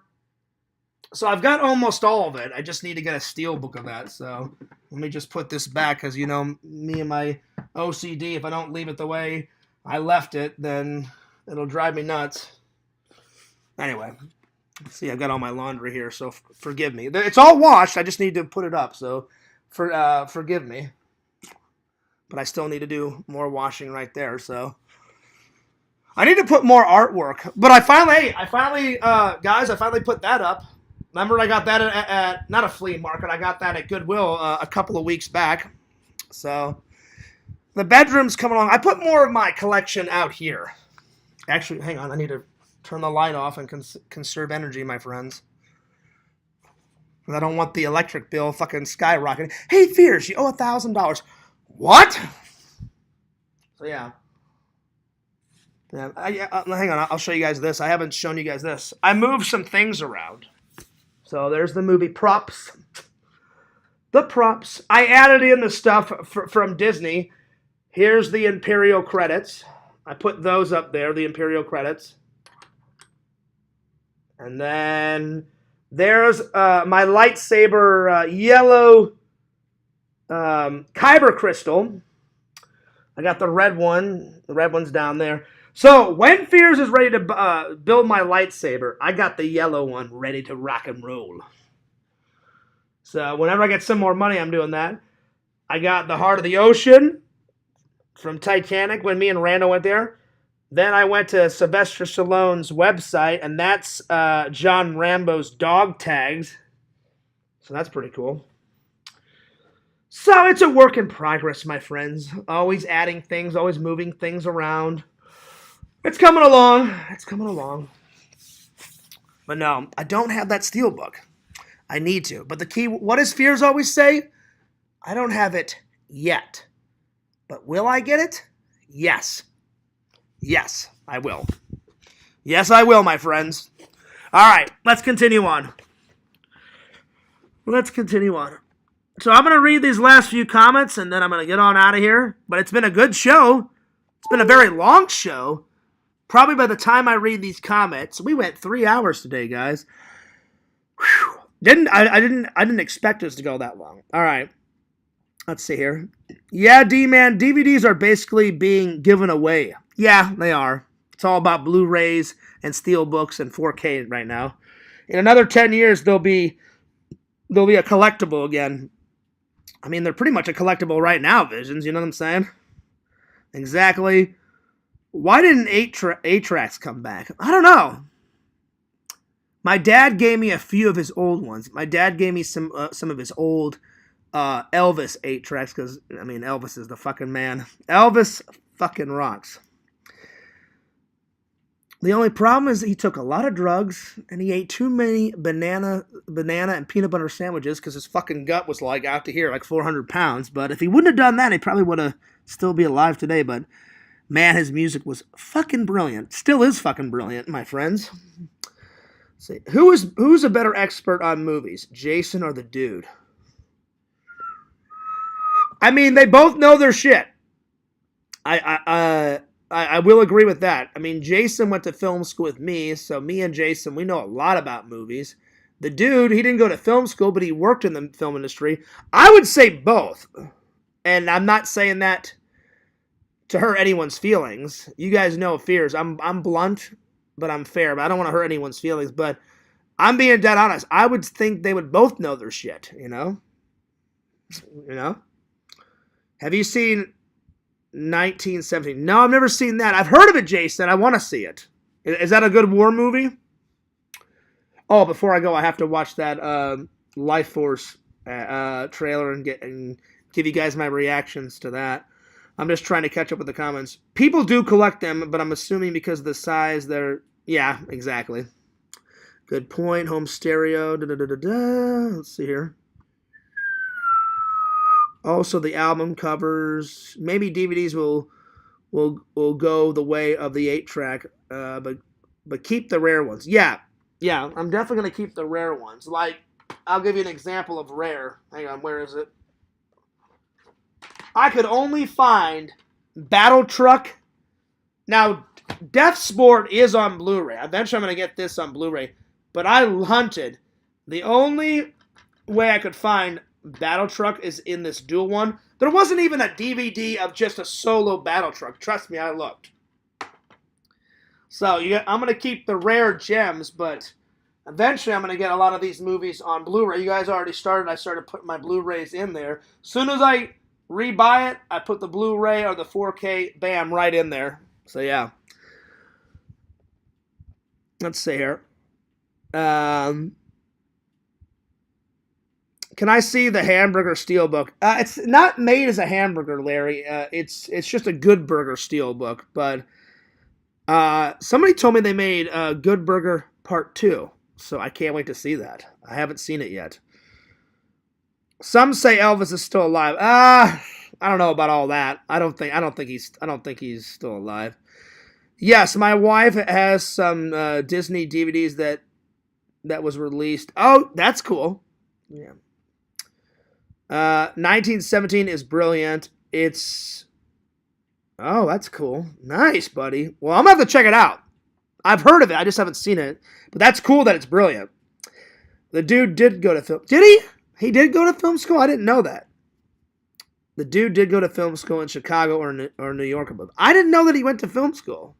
Nothing against him. I'm just saying, I thought he just worked in the film industry. Well, my mistake. I didn't know that. All right. I think I'm caught up with everybody's. Well, I'm going to take off, guys. So give me like 10, 20 minutes. I'm going to get a shower, get another shirt on. I may grab a snack real quick, and then I'll do the Exhumed Visions unboxing. And I'm probably going to do it in front of Fears Man and James Bond over there. So I'll be back. But great 3-hour stream. We haven't done a long one in a long time. And Fears actually got through all 3 topics, because sometimes I'll get tired. I'm like, fuck the 3rd topic. I'll just do that one tomorrow. But tomorrow's review, we're going to be doing a little bit of I Know What You Did Last Summer. Classic 90s horror movie. Cannot wait to see the fishermen slice and dice some dumb teenager motherfuckers. That's right. Oh, wait, no, they're not teenagers. They're like in college or whatever. So some college motherfuckers. All right. I think they're in college. They're either in college or their senior year of high school or so. It's been a while. I haven't watched it in a while, so. Anyway. The second one's good too, but the third one is absolutely fucking terrible. The first and second one are fantastic, though. So I can't wait to watch this because, man, it's been a long time. Plus, the fisherman looks really cool. Blacked out trench coat, blacked out hat, the hook, and the hook is like that fucking long. And, man, he spikes some people with that hook, dude. So it should be a good watch. All right, well, I'm taking off, but don't forget to like, comment, subscribe to The Fears Man at FearsMan26. The main channel. Fears Vlogs is the second channel. Yes, the one that you're watching right now. Follow D-Man. Always good to see D-Man's garden videos, and get on those fucking squirrel videos, buddy. Come on. Tomorrow, I'm going to be doing a D-Man unboxing, so that should be good. So, D-Man, in advance, I appreciate you sending fan mail. You're a good friend. You're a good fan. You've been watching since the very beginning, buddy. Yeah, you fucking rule. You fucking rule, buddy. You're awesome. You're awesome. Shout out to Larry Tate coming back. So follow Larry Tate. Larry, stay off the roof, buddy. I'm glad that you want to make content, but just take care of yourself, man. Me and the community don't want you dying. You know? I'm so glad you're feeling better. Man, I'm so sorry that happened to you, buddy. But go ahead and give my friend Larry a like, a comment, a sub. Do it. Follow the Sega Camp Gamer and Wear Camp, even though he's taking a 6-month break. Follow him back, when he gets back here in September. And last, but certainly not least, follow The Collector, The Shadow Collector, on YouTube. I've got more movies than he does, but that's okay. Still follow him. Actually, I'm just joking, Jason. I don't know if you or me. I downloaded that app, so I'm gonna start. So Jason, tonight, this will be the first one that I add to that app. So, but eventually I'm going to use that app on every single one, because that's the only way to do a proper adding of all my movies, because that's what Jason did. Jason said he has 2,100 movies total. That's with Blu-rays, Steelbooks, television shows, the whole 9 yards. So I'm going to count up every single thing on the TV, every single thing on here, every single thing behind me, these right here, the ones in my room, and we'll get it together. It may take a while, Jason, but I'll keep adding them, and as soon as I got them all, I'll reveal it, and I'll show the app. I'll show the app. That's the only way to do it So that nobody will say, like, oh, well, Fears, cheated.